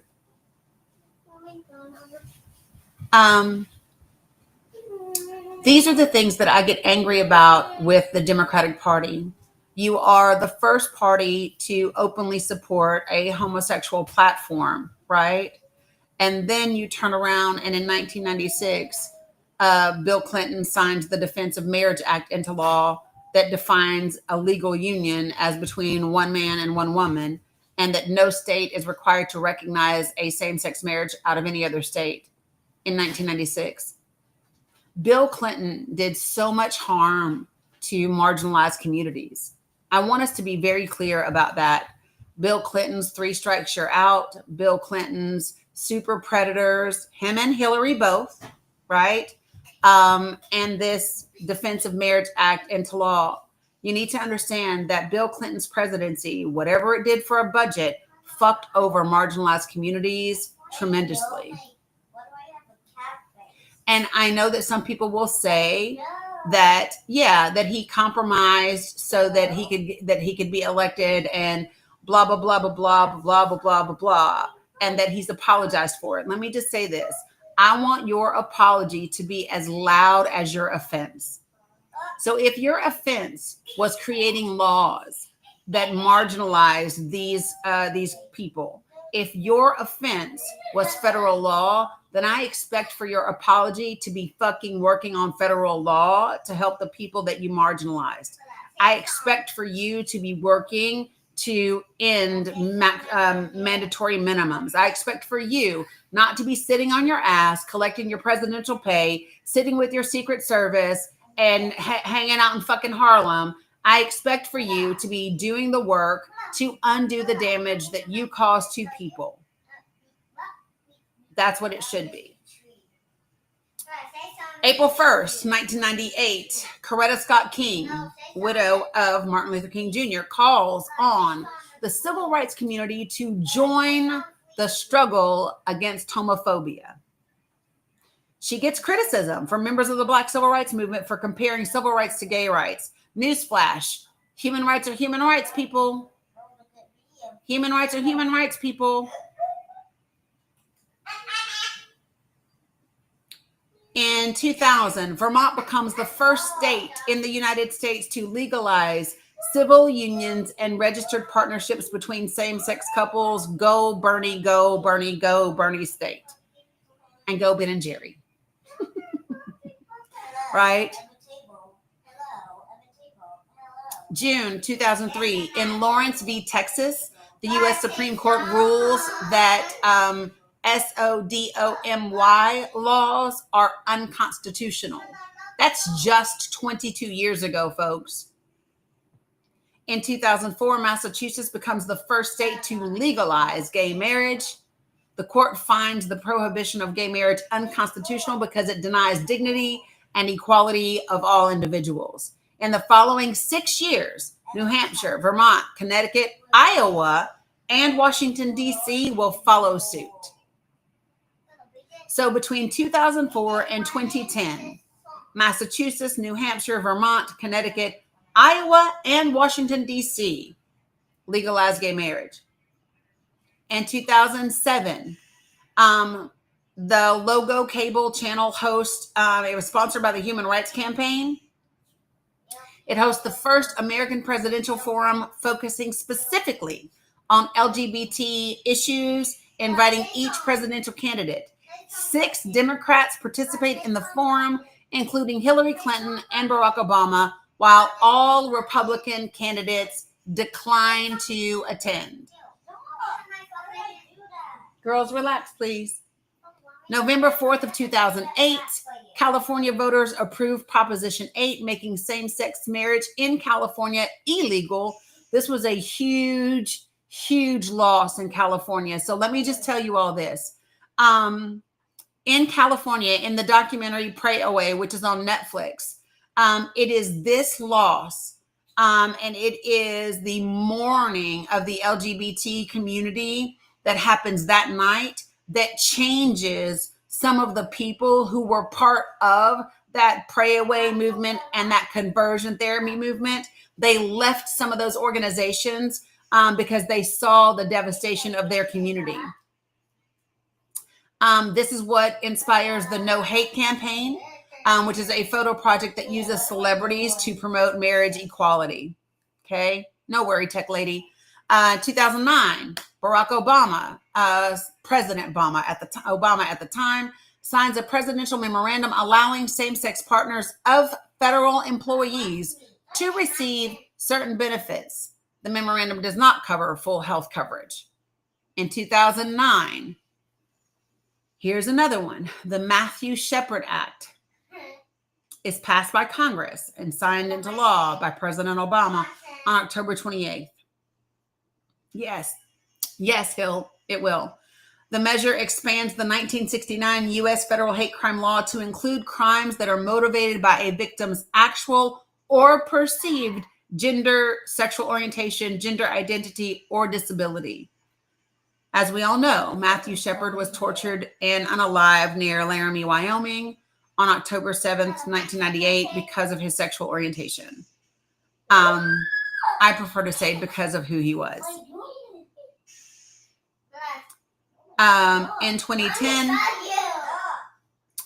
a federal judge in San Francisco decides that gays and lesbians have the constitutional right to marry. Imagine that. And that Proposition 8 is unconstitutional. Lawyers do challenge the finding.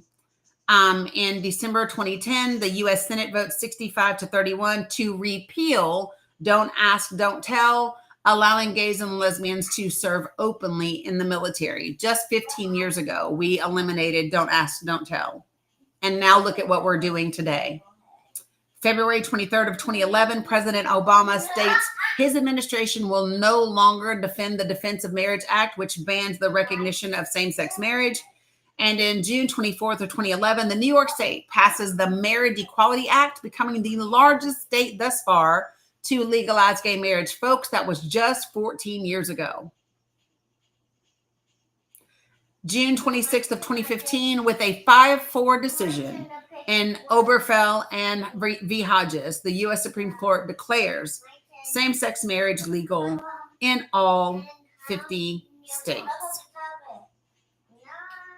That is the end of that particular timeline. I do have others to share with you, but I need to get these babies ready for physical therapy. To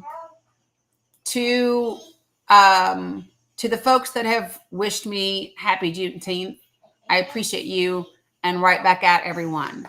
To the folks that are in the LGBTQ plus community, if there is anything that I am missing, anything that you want to add, anything that I need to clarify, clean up, or whatever, please let me know. Send me a DM or send one of my moderators a DM. I'm happy to do so. Other than that, I will be back this evening to finish this deal. I just need to get those jokers to physical therapy, get them some food, and then we will be back. You're very welcome.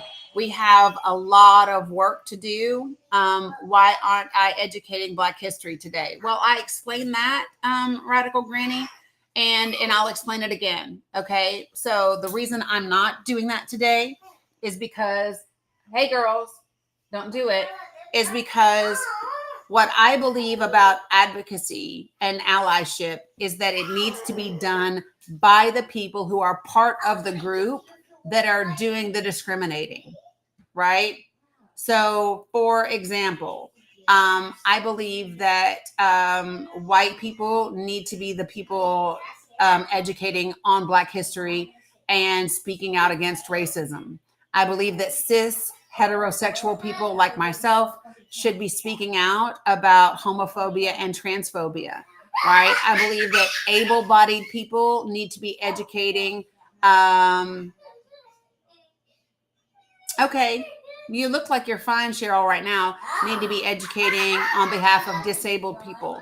When you belong to the group that is doing the discriminating, when you belong to the group that is doing the oppression, then it is your responsibility to do the education and the heavy lifting.